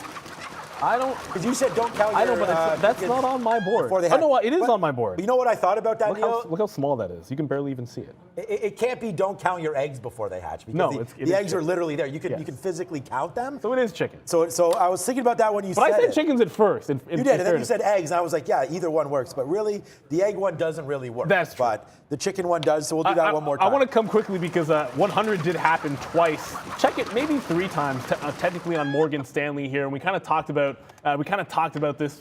I guess the entire sector, of course, but Morgan Stanley specifically at that $100 level, that if it actually holds this today, you might not see that one again. I think the financials are going to do fantastic here. Looking like it's breaking out in the midst today. So I'm going to have to make a decision whether I want to wait or whether I want to add above 100 in the afternoon, because I can't do anything particularly right now. CCL, yeah, I mean, obviously we just talked about it here. It is chickens, and those chickens might have got counted. I'm going to back off. I have a 45 offer. I'm just going to take it's close enough to that 2150 that if I wanted to be out of this trade as it broke 50 and then potentially 2180 was that top, then I'm going to cover it, take the profit, and run on CCL, because I am looking at some point to be short this name. Right, and I think that's going to be a little bit closer to 2180, but I'd rather be out of the long. The breakout was good. Get half out on the initial pop in the first few seconds, and then hold the rest for that cluster 25. I thought it would be 25 to 50. I ended up getting 25 and 35. That'll be fine for now. TSM, which I think Brennan was bringing to your attention.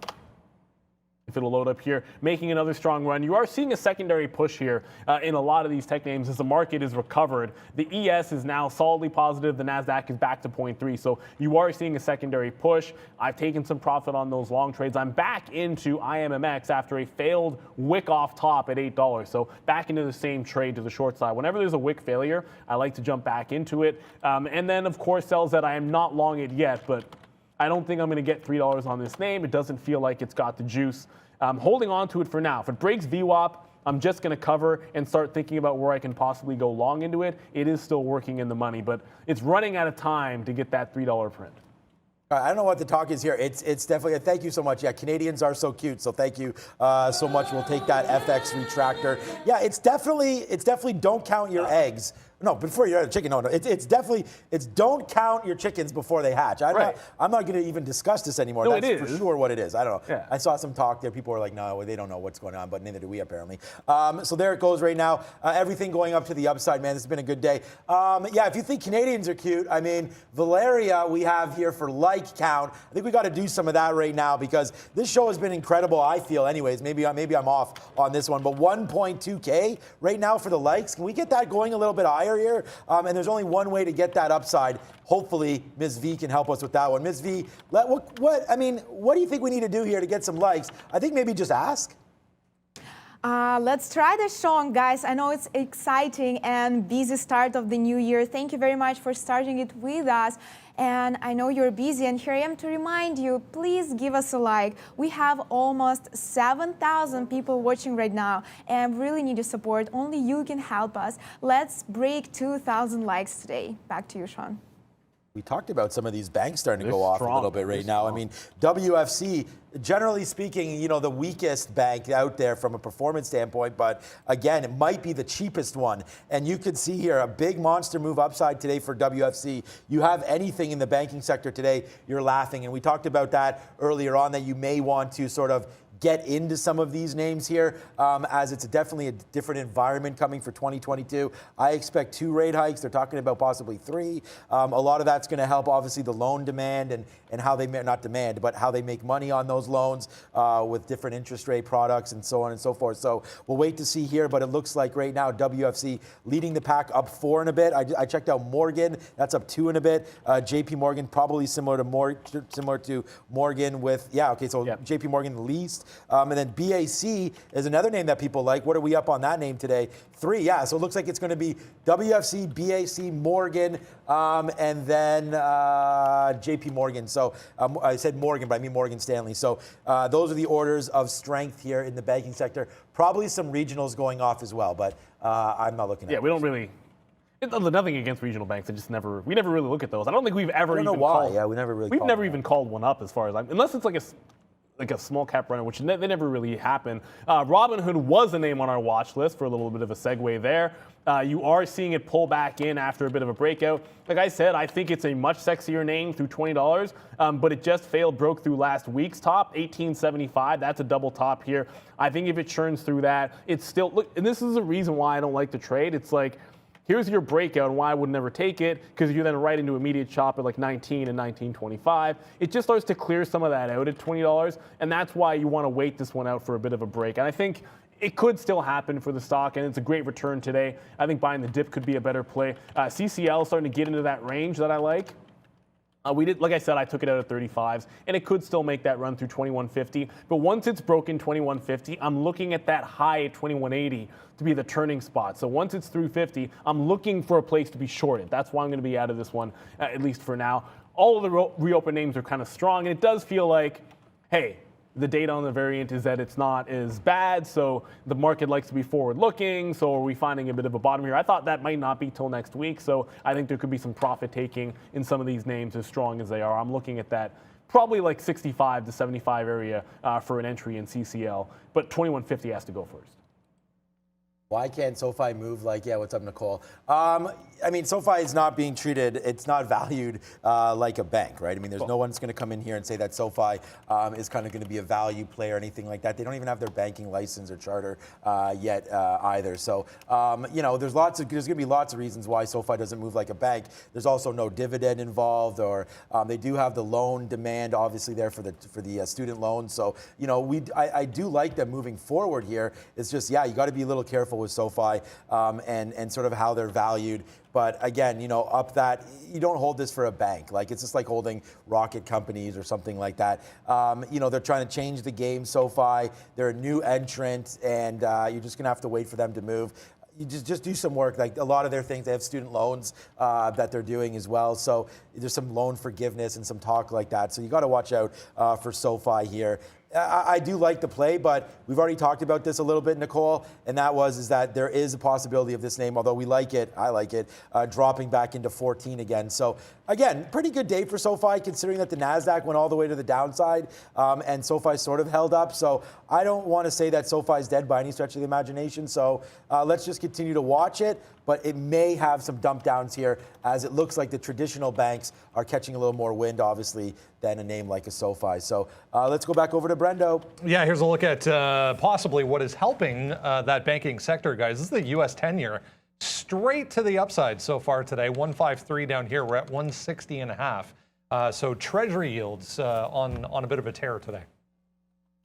Yeah, I mean, that's obviously that's going to be moving things a little bit. And on the run, on a tear, today is this pair stock, which Brendan brought to your attention. Low floater, guys, so watch out. But looks like area of concern is it's trying to get back to the upside. It held the first haul price, so usually means it's got a second run in it. You're seeing that happen now. That second haul price was at 920. 922 check technically, where it failed a $10 break. So that's my area of entry. I think if it gets back up between 9 and 925 and starts to roll over, I'd be back into it. Playing a similar game of IMMX, which is starting to calm down in front of that $8 level. So I do like them both. This was Pair was way cheaper for locates, by the way. Like, it wasn't even close between that and IMMX, despite the fact that it's lower volume. So I think there's a lot of day traders that might be looking for the same short area. Have that in the back of your mind. I think the stop out on this would be like 930, 940, and then take a shot at $10. CCL, in fact, did not break 2150, and there's a bigger offer here at 2150 than there was at $21. I'm not going to jump in front of it. I think if it gets any bigger, I'm right. It looks like it's only like 40 or 50,000 shares on the offer. If it gets any bigger than that, I would jump in at 47, 48. But I'm still waiting for 2180. That feels like a better level. And NTRB, which I've been sitting in all morning long, it's sort of giving you this range, like 925, down to like 850 I got out, and then it goes back up, pops, fails, comes right back down to 850, holds the bid again. This is now a couple of times it's done it. I'm just going to get out of this trade for flat if it makes another run and start thinking about the $10 level on NTRB. It's down 10%. That's a runner from last week, and $10 was a big level going back into Friday afternoon. It was support all day long or all afternoon long at $10. So if it breaks 925, I'm going to cover this flat and then look to short it at $10. All right, quick little look here to see what's happening with some crypto names. Doesn't look like much, man. I mean, Bitcoin's bouncing around 47, Ethereum's 38 and change. Solana's not doing anything. Cardano, I mean, basically nothing happening. Check out on Shiba Inu, 33399 right now. So almost near that 3.4 area for Shiba Inu, and Dogecoin at 17.1. So not much happening here in the crypto space, but that doesn't mean nothing's happening in the stock market. We did mean to go long on NEO, and we did that. It's going to be my number one trade of the day here as it drops all the way back down, and we just emptied out another piece. So right now we have 10% left of this NEO trade. That's starting to work out. And then I'm honestly just right now thinking about just getting rid of this PayPal, man. We should have got longer down in here, and then we would have been really happy with this. But we just have a small piece left on this, obviously a third left, and we'll wait to see if it takes out 193 again. But I was still holding out hope that that was going to come through. It doesn't look like it wants to, though, for that one. Palantir all the way back in, so a good run upside. We're really positive on this name today. But again, now it's starting to fade out. So some of these trades, they're going to give us opportunities to reload. So, you know, get your buying out, get your sort of your pencil out, figure out what names you like to buy on some of these dips. We are starting to reload a bit. Wow, AMD, just what a monster name. And yeah, we talked about, look, man, I talked about this name over and over and over again. Like, let's just check out what's Intel doing right now. You might be able to, yeah, Intel back above 50 is nice as well. Okay, only 1.6, but still near its highs as well. NVIDIA, AMD, there's all these names continue to work. Marvell, PaySafe is up nicely here. HUT is up 0.91 today as well, or no, HUT is not up 0.91, is it? Let's just see what HUT is up to. It might even be up. I was looking at the Canadian one. The Canadian market's closed. Yeah, down 0.64. I didn't think HUT was up today. Uber nicely moving as well. The thing about NVIDIA is if you do get a pullback in, maybe NVIDIA is something to buy. We've already been to 307, and as you can see, the NASDAQ's pulling back. So any little weakness in the NASDAQ, maybe back down to 300 or so on NVIDIA, probably needs to be bought as well. So let's pay attention to some of these plays. XPEV, honestly, we got a little bit out there for basically flat. 49.80 is where we're long at. So we're down $1. That out was 49.50. So obviously we should have got out of the ball, but we still have that 48 botting. I'm going to pick up one more piece here on XPeng and see if it will last. So that's my trade that I'm looking at right now. And we'll go over to Brendan, it looks like, for his small cap recap, a name that I don't think either one of us has traded. No.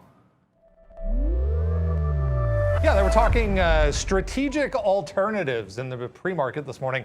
I was actually out aftermarket on Friday, but reiterating it this morning for Armstrong Flooring, a little tiny one. Still think it gets down to 230, 270 you can use, or 280 is the top. Volume kind of drying up here, but 230 is this area on the daily chart. So if it gets to 230, it'll be done with AFI. We'll move on. I'll give you my take on this one. If you watched this show at all in the past, you know anything under 10 million on the float is not my favorite thing to trade in the world. This was so obviously weak in the pre-market, I just couldn't help myself. Got stopped out of about 2/3 at 380 there, which was this support area. There's 410, 430 above that. So it did hold there at 350. We'll see if we get back down to session lows for Cell Z, but volume kind of drying up on that one as well. NTRB, yeah, I was going to say I feel like 10 gets tested. 10 was the support area from Friday. It's on its way up there right now. So let's see what happens at 10 for NTRB, guys. So that Jewel stock, look, it reopened, it halted at 25.15 or 25.20, reopened lower, tested the high and failed. We didn't have free shorts, so I literally just paid for them, now 3 cents a share, but that's going to be entirely too late. So did not try to catch this one. I should have got to this the second Brennan hollowed this stock out. It's a Chinese retail company, online retail company with a decent market cap, but there's no levels above here. But when a $25 level gives you a halt up and then a fail to hold that, you short it through 25 and you have the halt price is 25.25 or the high of the day that can be your exit point. At this point now, I'm just looking to see if 22 can hold. There's no obvious levels other than where it held dips before, like 21, 25, 22 even, but 25, that was your shot. And once it doesn't come in, you got to walk away from it. NTRB, by the way, yep. Got out of that one, like we said, would get out flat, look for it to test $10. Now it's testing up to $9.90. If it fails up here at 10, then I'm going to jump back into this trade. So it's a matter of not wanting to take the L on what was winning trade. Let the momentum break. If it's going to hold 10 even, I'm going to be able to get a re-entry into this one at a much, much better price. It's testing $10 as we speak. CCL still won't break 21.50.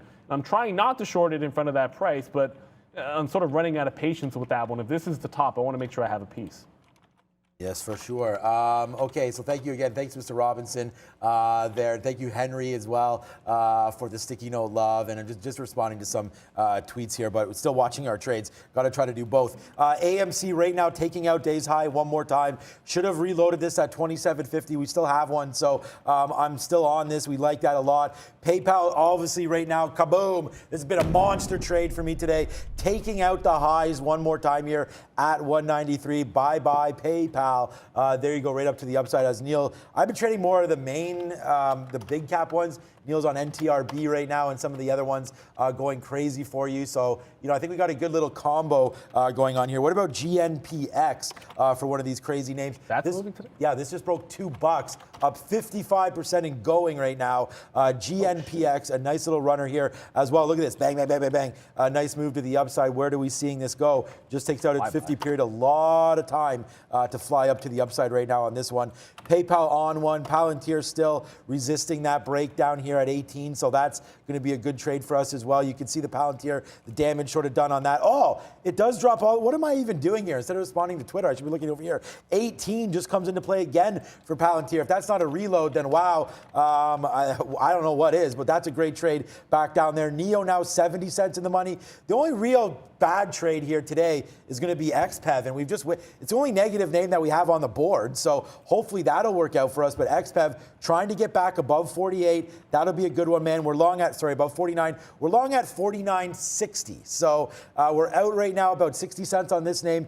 Maybe we just take a piece so this doesn't get too nasty, but there goes, yes sir, we'll do the big bang, bang, as PayPal breaks above 193.50 right now. A big winner for me, happy with this one. And that was pretty quick and pretty easy on NTRB. I mean, it broke $10, immediately failed through 10, getting out literally seconds later at 9.36, and then all out at $9. Actually, it happened so fast that when I went to punch out of it for the quick dollar, on the last of it, I accidentally got a long. I just got out of it absolutely flat. If it tests 10 again, I'm going to jump right back at that price level. I see Amazon running too. I saw someone saying it in the chat. Not usually stock that we talk about for the day trade, but just very, very quickly, because we've been talking a little bit big tech. Why is this still on Jewel? I don't know why. Load. There we go. Amazon's been in a bit of a lull. It was a horrible sideways action trade for a long time, and I think this one is a retailer that can certainly get going in the midst of a bit of a run, a 1% to the upside, but it's yet to break that 3,400 and the 200 period moving average. This is one that I think goes in this year. It's got resistance at 33.80 for the day trade, but I don't think anyone's looking at Amazon as a day trade. You're holding that for the long term, and I think it's a much better 2022 than it was 2021, although that's kind of not saying much for Amazon. Amazon was up a whopping 5% last year. Yeah, like it's not that big of a call to say of the big tech names. It's the one that'll do better relative to 2021, but still. Yeah, it should. I still think all the other big techs can smoke it as well. I think you're going to be in the right space if you're in technology here one more time in 2022. I mean, great calls all over the place. I love Microsoft this year.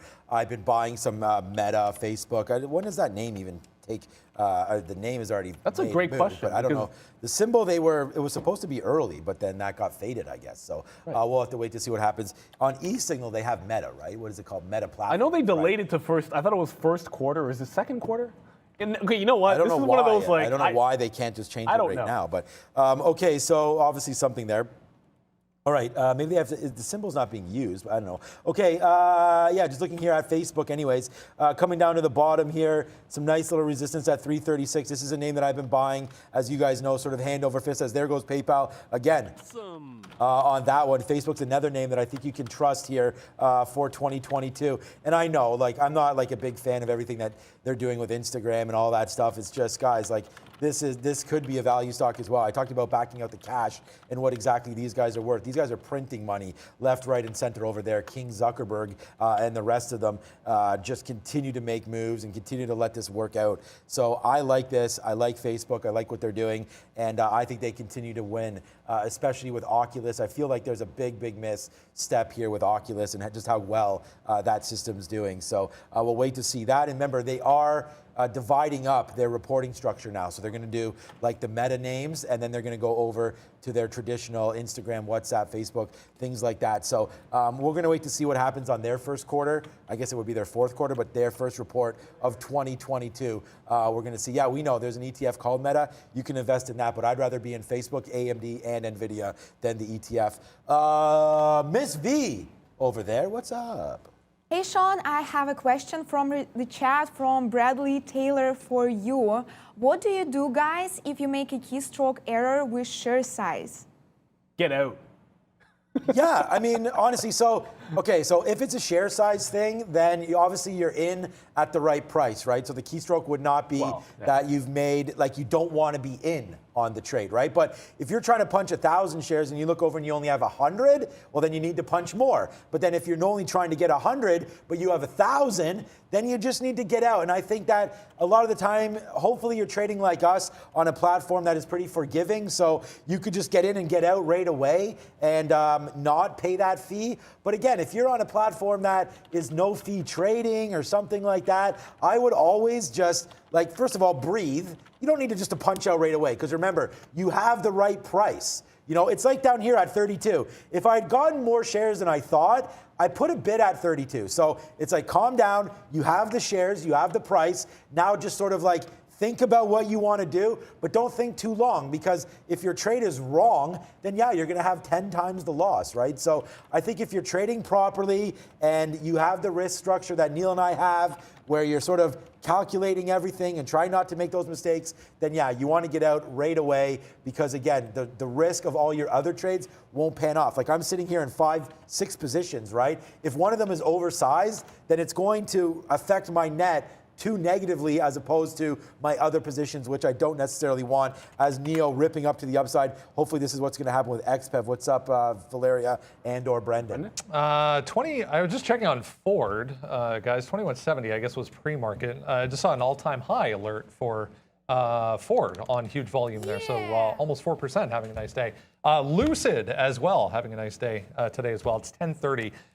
Few of the markets over in Europe are enjoying a holiday Monday to start the new year. Miss V, what's up on the rest of them?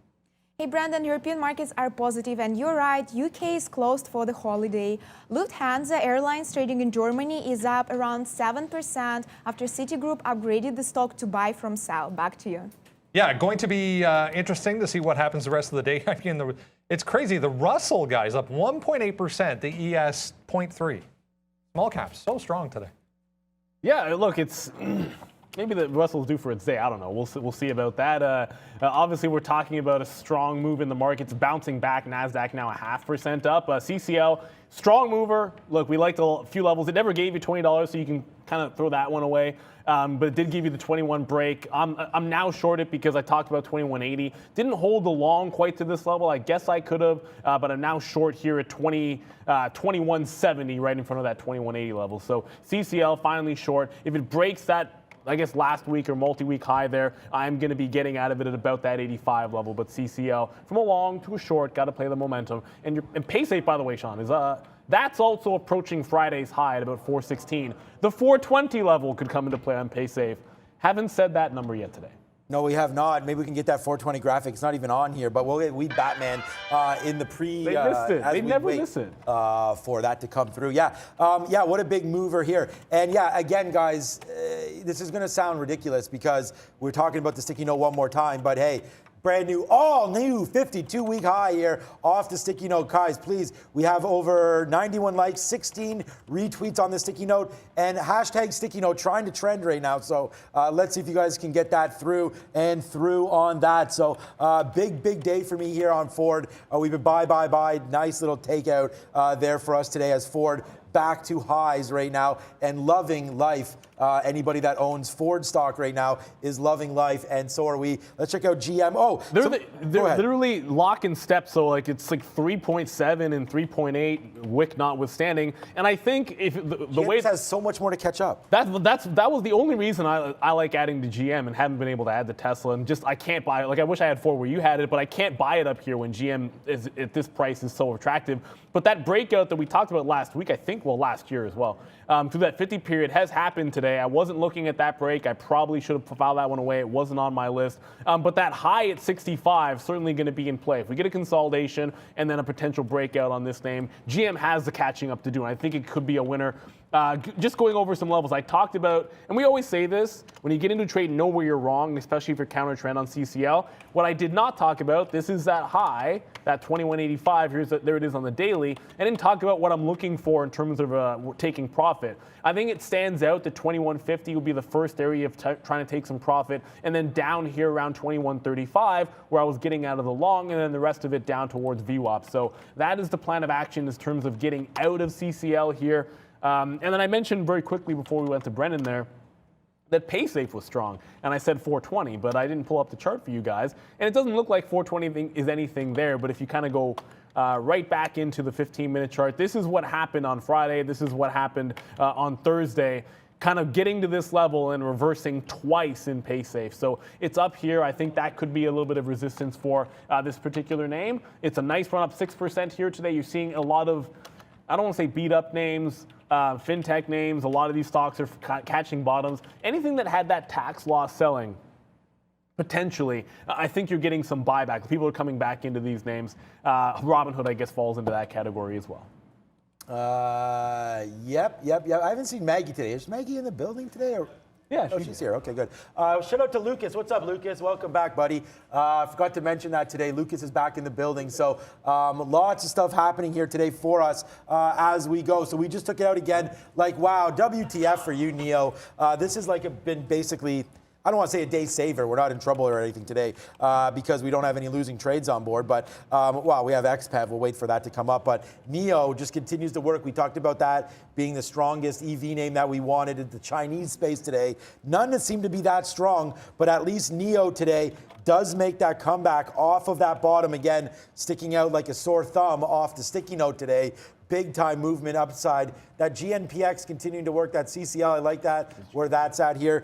Someone said do Tilray and hit the weed smoking animation. So let's do that as well as Tilray right now. Yeah, wow. A big move upside, 7%. Fade it. Sell everything to do with Tilray, guys. Maybe it's going to be on one for a little bit here again, but honestly, every single time you see these big bump up here in a stock like a Tilray, it seems to always get hit down. So, here's a big bump. I mean, look, maybe we made a bottom at $7. Check out the daily chart on this, though. Does it really think we've made a bottom? I mean, I don't know. We're waiting for some big headlines. If I've missed one, I've missed one. But right now, I'm still not a big supporter of these names, including CGC, Grow Generation brands, things like that. It just right now, the government doesn't want to play nice with these names, and they're going to continue to get beat down. I am not a buyer of any of these. I'm quite the opposite. I'd be selling all these moves, to be honest with you guys. So watch out here for Tilray, back down to the downside. I'm a seller of this pop. Well, the second you said that, I was like, is there a chance for me to short Sundial today? Yeah, exactly. Maybe not, because it would probably have to get to 65, 66 cents. Yeah, I don't love it here. So, but again, like that's the first thing that popped into my mind. It's like, what's the name that you want to, or what's the nature, what's the direction you want to play? And if it's a fade, pick the name that you like, pick a level that you like, and see if you can't work into it that way. Of course, I can't find one, so I'm not going to get into it. That GNPX, and I wondered why. It's that slip of the tongue. That's why it wasn't on my quote board, because I typed it in GNTX. in my watch list, and then it was not on my quote board. That's why I did not notice when it took out $2 and continues to run higher, up 60% on the day. You are going to see it on the daily chart. Nowhere near any, $2 is obviously a level, but nothing on the daily chart is going to stand out here in terms of where you want to turn it around. Like maybe 240, maybe 250. Even then, that's just relatively weak. It's a previous support level that kind of turned into weak resistance. So unless we're back below $2 or testing 250, is GNPX, as far as someone trying to look for a short when it's already up this far, yeah, it's not too enticing unless it breaks down below or back down below $2 or gets up to that 250 level. I'm still looking for CCL to work itself out here. It is nicely consolidating up at the top, and this is why we always say don't just only look at a 1-minute chart or a 3-minute, I guess, or a 5-minute.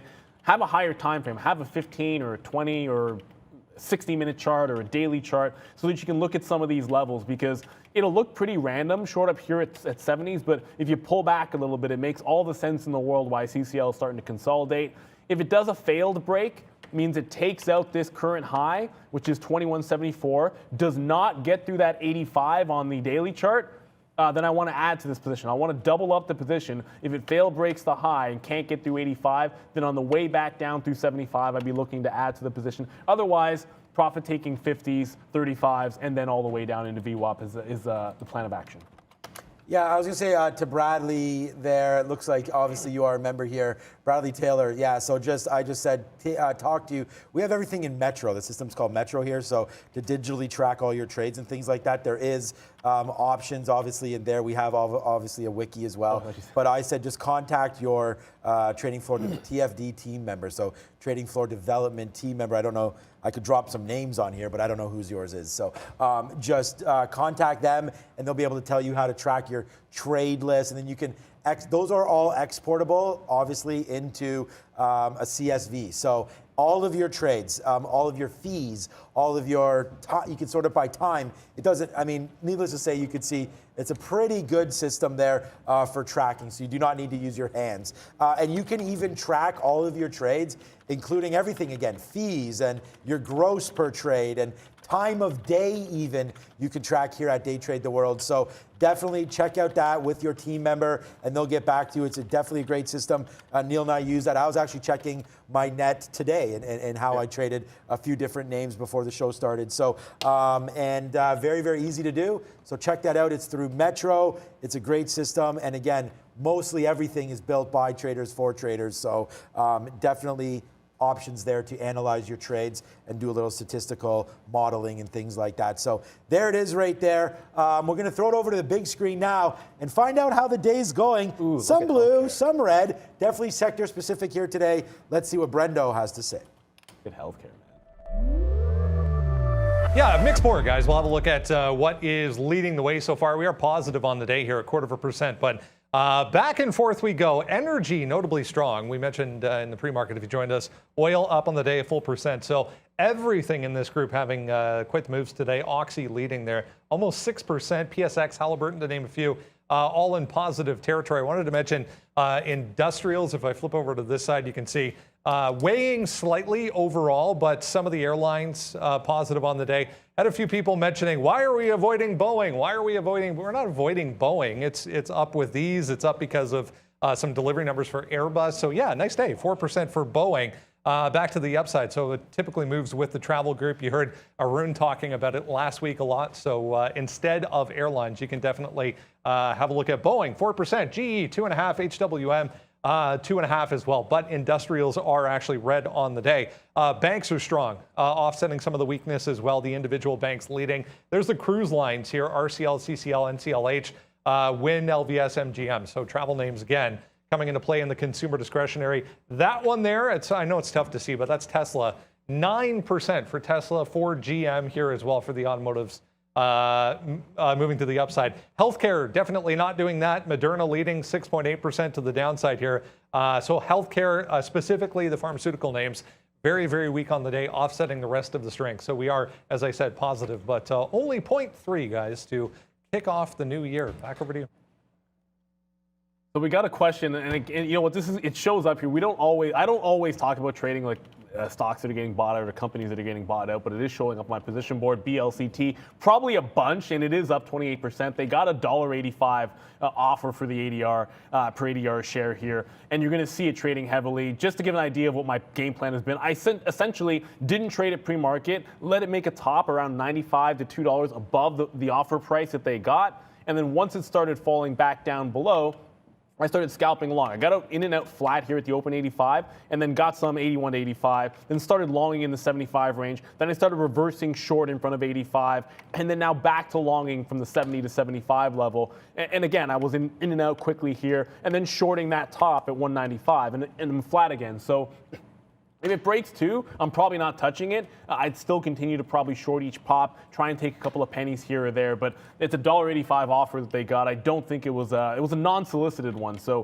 a lot of times that means it doesn't get the approval just yet of the board, and you can have some price action above.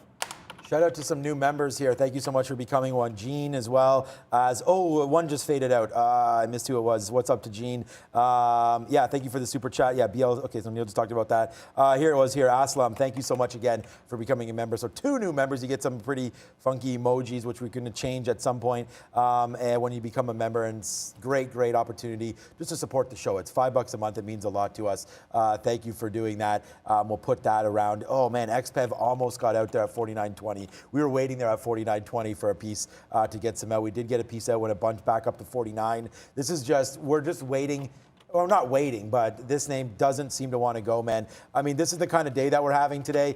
AMC is an absolute monster, upward $1 in that one. Ford at all-time highs, and we're still long as that one continues to go. The #1 name on the Sticky Note Nation right now off Twitter as well. Look at NEO, man, a 70-cent winner as well. Palantir, the last one we just trimmed out. Buy all the way down, man. Believe in your trades is what I could say.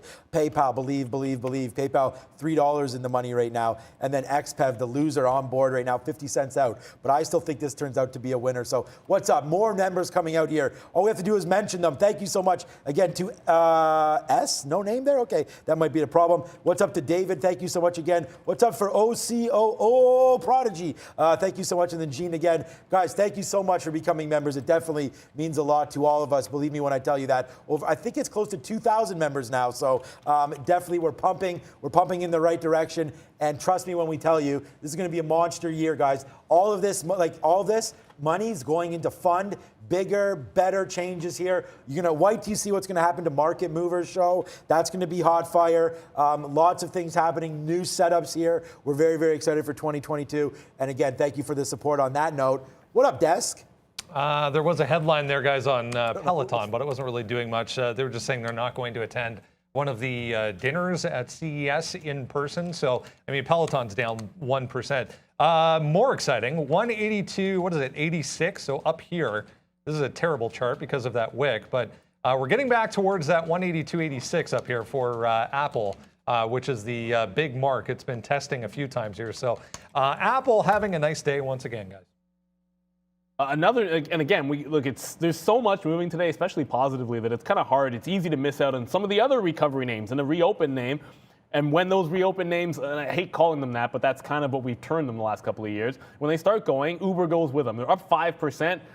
Again, it would be great to have that long, but we sort of picked our trades, and I'm not going to complain about sort of narrowing down the list. CCL was, I guess, the reopen name that I wanted to trade today, and that's the one we focused on. But Uber could have been. It's getting close to last week's resistance point at 44 to 44.40. I still believe in this. Whoops, I went the wrong way there. I still believe in this for the rebound trade, but here's the good thing I like about this. It's back above that 50 period on the daily. This is that 44.40 level that I talked about for resistance. If it gets there, I think it's got room to go on a swing, maybe up to the 200 period moving average. But for today, much the same way CCL, which I just took my first leg out for profit on the short, I would be looking for a fade off of that same price level. So just kind of looking to see if 5% might be enough for Uber. It's not quite there yet, but if it breaks 44, just like when CCL broke the top at 21.50 and then you shorted it above at the next level, that's what I would be trying to do here on Uber. Love the stock. I want to see it run. I want to see it break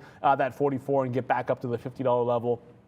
Again, it's a big reopen name, probably even bigger when they get automated driving. That goes without saying. We're firing off some cannons here, and we actually just did the same thing that happened on AMC one more time here. And someone just asked about what to do if you got too many shares. It just happened to me. I was not expecting AMC to have this monster rip to the upside there. So exactly what we were just talking about just happened, and I literally did exactly as was said there. So we got in. This was an order that we put out early. Like, we were expecting to get this off the open. So it was like almost like a full default kind of position on AMC. But because of the time of day, when we got this, how we got this on the move up here, as it's already up 2.5% and come from 2680. Look, I'm still in this trade. It's not good, but honestly, I got out of 80% there. It was way too many shares that we took it out to top there. So instead of like saying that, like seeing this happen right now, we just got out. So I'm still in the position.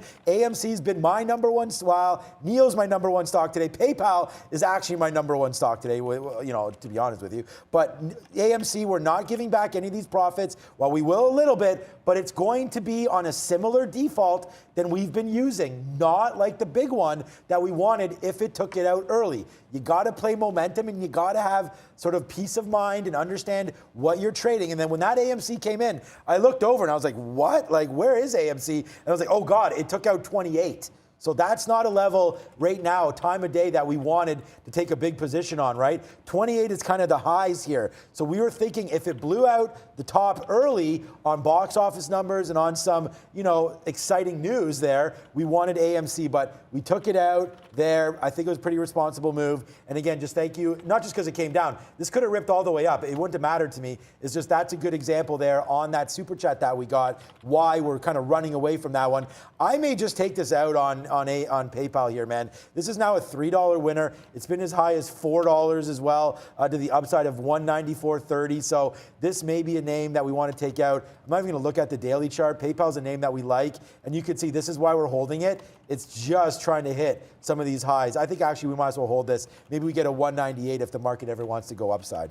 And one of the reasons why we thank the members and you guys are obviously the best community is because, look, you can't catch everything. And now on the radar, Cassava Sciences, you talk about names that could have been tax loss selling and bouncing back into the upside. That's a name that got crushed in a way that, you know, just doesn't really happen. You don't see often $150 stocks go through what they did. But it's had this bottom for a while around $40. It's up 10% today. I just want to point out, always zoom out with this thing, because if you just looked at the last couple of days, you'd think how big of a move this is, but you know what happens to this stock time and time again. Like, it'll try to break, and you've seen it here holding the 200 period, and then recently holding the 50, and then holding below $50 even as well. So I don't know that this is one that you want to buy into too early. It's a ridiculously risky sort of speculation type of play. Big, strong move in it. Just make sure you zoom out and notice that you might run into resistance at both $50 and $52.50. Tesla, by the way, which is now screaming back into the upside. Looks like it wants to make a run at the high of the day again. The dip buy didn't work. I wish those dark pool wicks were real, because then we'd be long. But Tesla back up towards 1171, the current high of day. Looks like it's going to remain the strong one here. Tesla strong like bull. As always, CCL gave one target. It's now given two targets. I can show you the 1 minute chart a little bit more clean there. First target in front of 50, the next one in this cluster in front of that 35 to 40, and now the last one at VWAP. So that trade is going to plan both on the breakout to the upside and on the way back down. I don't know, I'm going to continue to hit this one because I kind of feel like at some point we're going to get a newer one, which has a better boat. No, it's that. Yeah, I like that one. No, but the problem is, like, when it's a winning trade, like, you're jumping off and missing the boat and then falling in the water. So I don't know if it actually works. Yeah, well, I mean, let's just play it off with a theme. I don't swim well, so I would be drowning there unless my wife saved me. But anyways, a theme GIF. It's already 10:50. Yes, it is. Let's see what's going on in the world of currencies and crypto, probably mostly crypto, with Brendan from Money Talks. Hey guys, yeah, money time. Currency-wise, the U.S. dollar very, very strong to kick off the new year. We were talking about some of the treasury yields moving higher. So DXY. 0.3 right now. Was higher than that, but this is a 30-minute chart, so you can see a huge move up for the dollar. That has a lot of these under pressure today, including the euro, the Canadian dollar, full percent back below 79 once again for the CAD, 78.25 British pound, 0.6 to the downside, Australia, New Zealand to the downside as well. Turkish lira Interesting. Typically, when the U.S. dollar is strong, you see a bit of a bounce, but 2% down. Bitcoin, Ethereum, yeah, still positive on the day, but not really doing a heck of a lot. Still holding 46,000 for Bitcoin, guys. But DXY having a rally to start the year. All right. Yeah. I mean, lots. Yeah. I noticed that with the crypto starting to come back to the downside right here, but we're just going to try to enjoy life right now. XPEV 49.20. We took a piece out right there. So, I mean, now it's going to look like our long. I mean, our long is 49.12, but we are negative on this name. I still think we go back up to the upside on this one. That's for sure. Check out Ford, guys. Like, wow, that one, the #1 name on the sticky note. Please go over to my Twitter at TraderTV Sean. Like it, retweet it. It has quite a bit there going on today, so that would be kind of cool to get maybe a record on that. As Ford right now, my #1 idea today, breaking out. We love that. Just took out some of these highs right here on Ford breaking. When we opened up today above 21, that's why it is the #1 idea here, handwritten on the sticky note. So hopefully that will work out for you guys as well. NIO, ripping right now as well. Back to the upside. I don't want to say ripping, but did make a nice move off 32. Let's see if that one can still breathe a little bit. PayPal, what a monster this has been. We'll look to get out. I think we could probably just get out if it breaks back below 193, but I still have upside hopes here for PYPL. Again, another name on the sticky note. And then Palantir back to, if not close enough to, days high as we continue to hold this one. So far, so good. And then I just saw that. I don't know. You are right about that, Mookie Wilson. Shout out to you, Mookie Wilson. Thank you for all your help with the Blue Jays and everything as well. But you could see here, AMD, wow, just honestly, couldn't get into it. It's on, we talked about this it's not on the sticky note as I look. It should have been, but it's a name that we're always trading here, and just upside, upside, upside. Love AMD, man. It's a very, very large holding of mine, and just continues to work up 5%. Should have played some of these pullbacks. Unfortunately didn't, so I think our missed opportunity of the day for sure. AMD, and a shout out to you, Mookie, as well. AMC coming right back in. Let's see if we can get a nice little move here on AMC just to start the day. Oh, there goes XPEV. Told you this name has some legs to it. Let's see if it wants to go now. It's really resisted these bottoms. We just need the selling to sort of go by the wayside here. I want to make sure, okay, my only out is at 50-50, so I don't have to cancel that. Let's see if XPeng takes out VWAP first, and then next stop after that. I think it's silly not to take 80 cents on this, so we'll see if XPEV wants to go back up to the upside now. And another name that's actually moving here today, BABA just got positive again. I see you guys talking a little bit about it. It's back to that 120 level. If you remember on Friday, this was sort of like it was a golden opportunity to short it multiple times after that failure. You know that 930 failure setup that I like. You're right back. It would have given you that trade at 930. Of course, we're looking at some other names.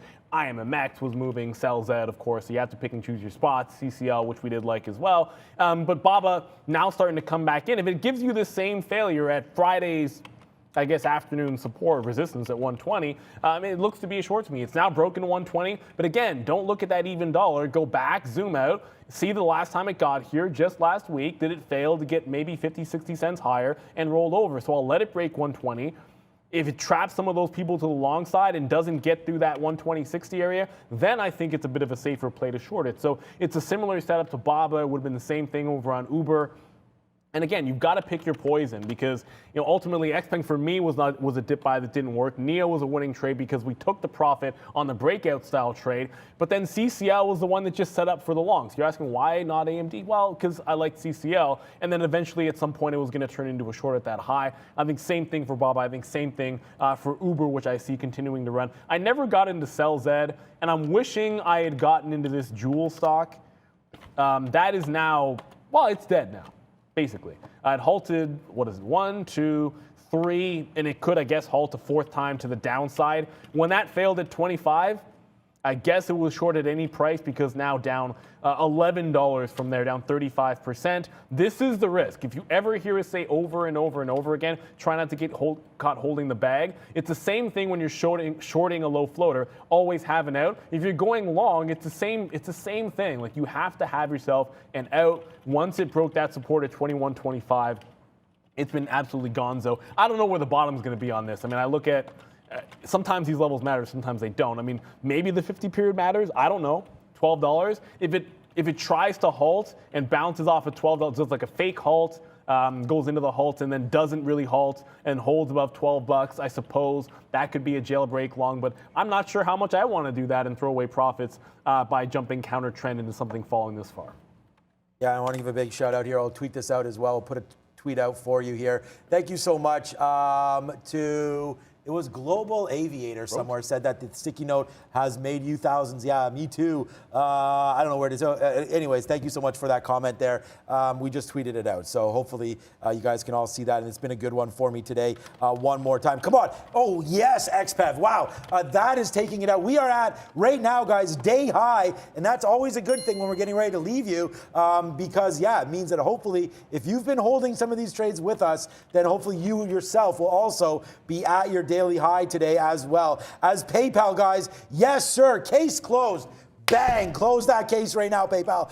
What a good move back to 190.50. The only thing we missed was we should have reloaded, man. Darn it. Why did we not reload that trade on PayPal down here at 190? That would have been perfect. Out, out, out. Now we're taking out some nice highs here as PayPal continues to go. And like I said, man, the fact that we had a rune here really changed a lot of the things that I'm doing. Like now we're holding new 52-week all-time highs. I keep saying that. 20-year highs on Ford. We're still holding that one. We have $1 in the money on NEO, trying to hold that. Palantir is a monster mover as well. Back to day's high there. PayPal's moving in. XPEV, oh, darn it. It went right to view up. I'm waiting in the 80s. I thought we could get a little spike up. That should have been taken out probably there at view up. So we'll put another offer right around 55, 60. Get that out if it does pump up one more time. But what a fantastic show. Let's do a quick little look here on the likes. Yeah, 2.2K right there. So if you do 3,000 on the show we're going to throw to you, then Trader Pratt officially going to go blonde. So if we can get 3,000 likes,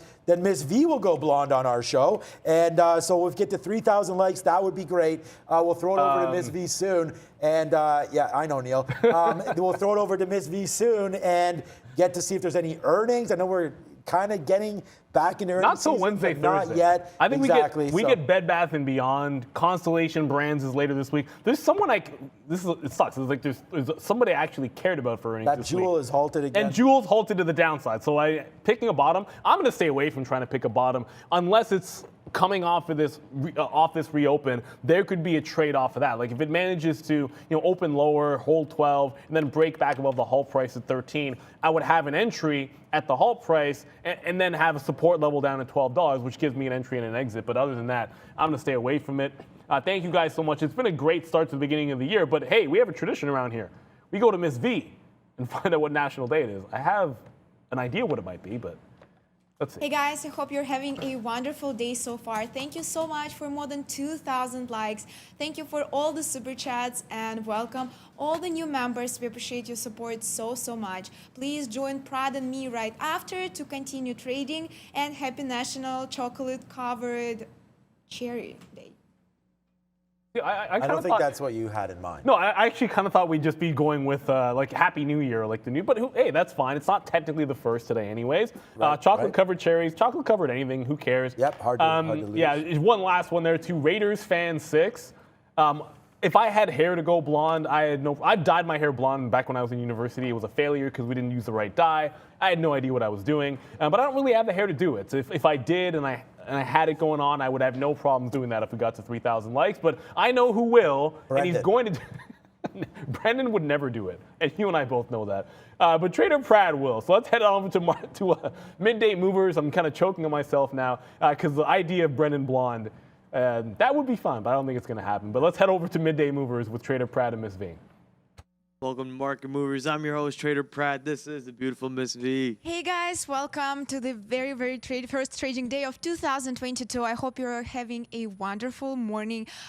Please be active on the chat as usual. Ask us anything and make sure you like this video. Your support is very important to us. How's the trading day going? Not bad, Miss V. Just hanging out, looking at opportunities here Alright. and there, looking to see if we can get some more shorts on the board here.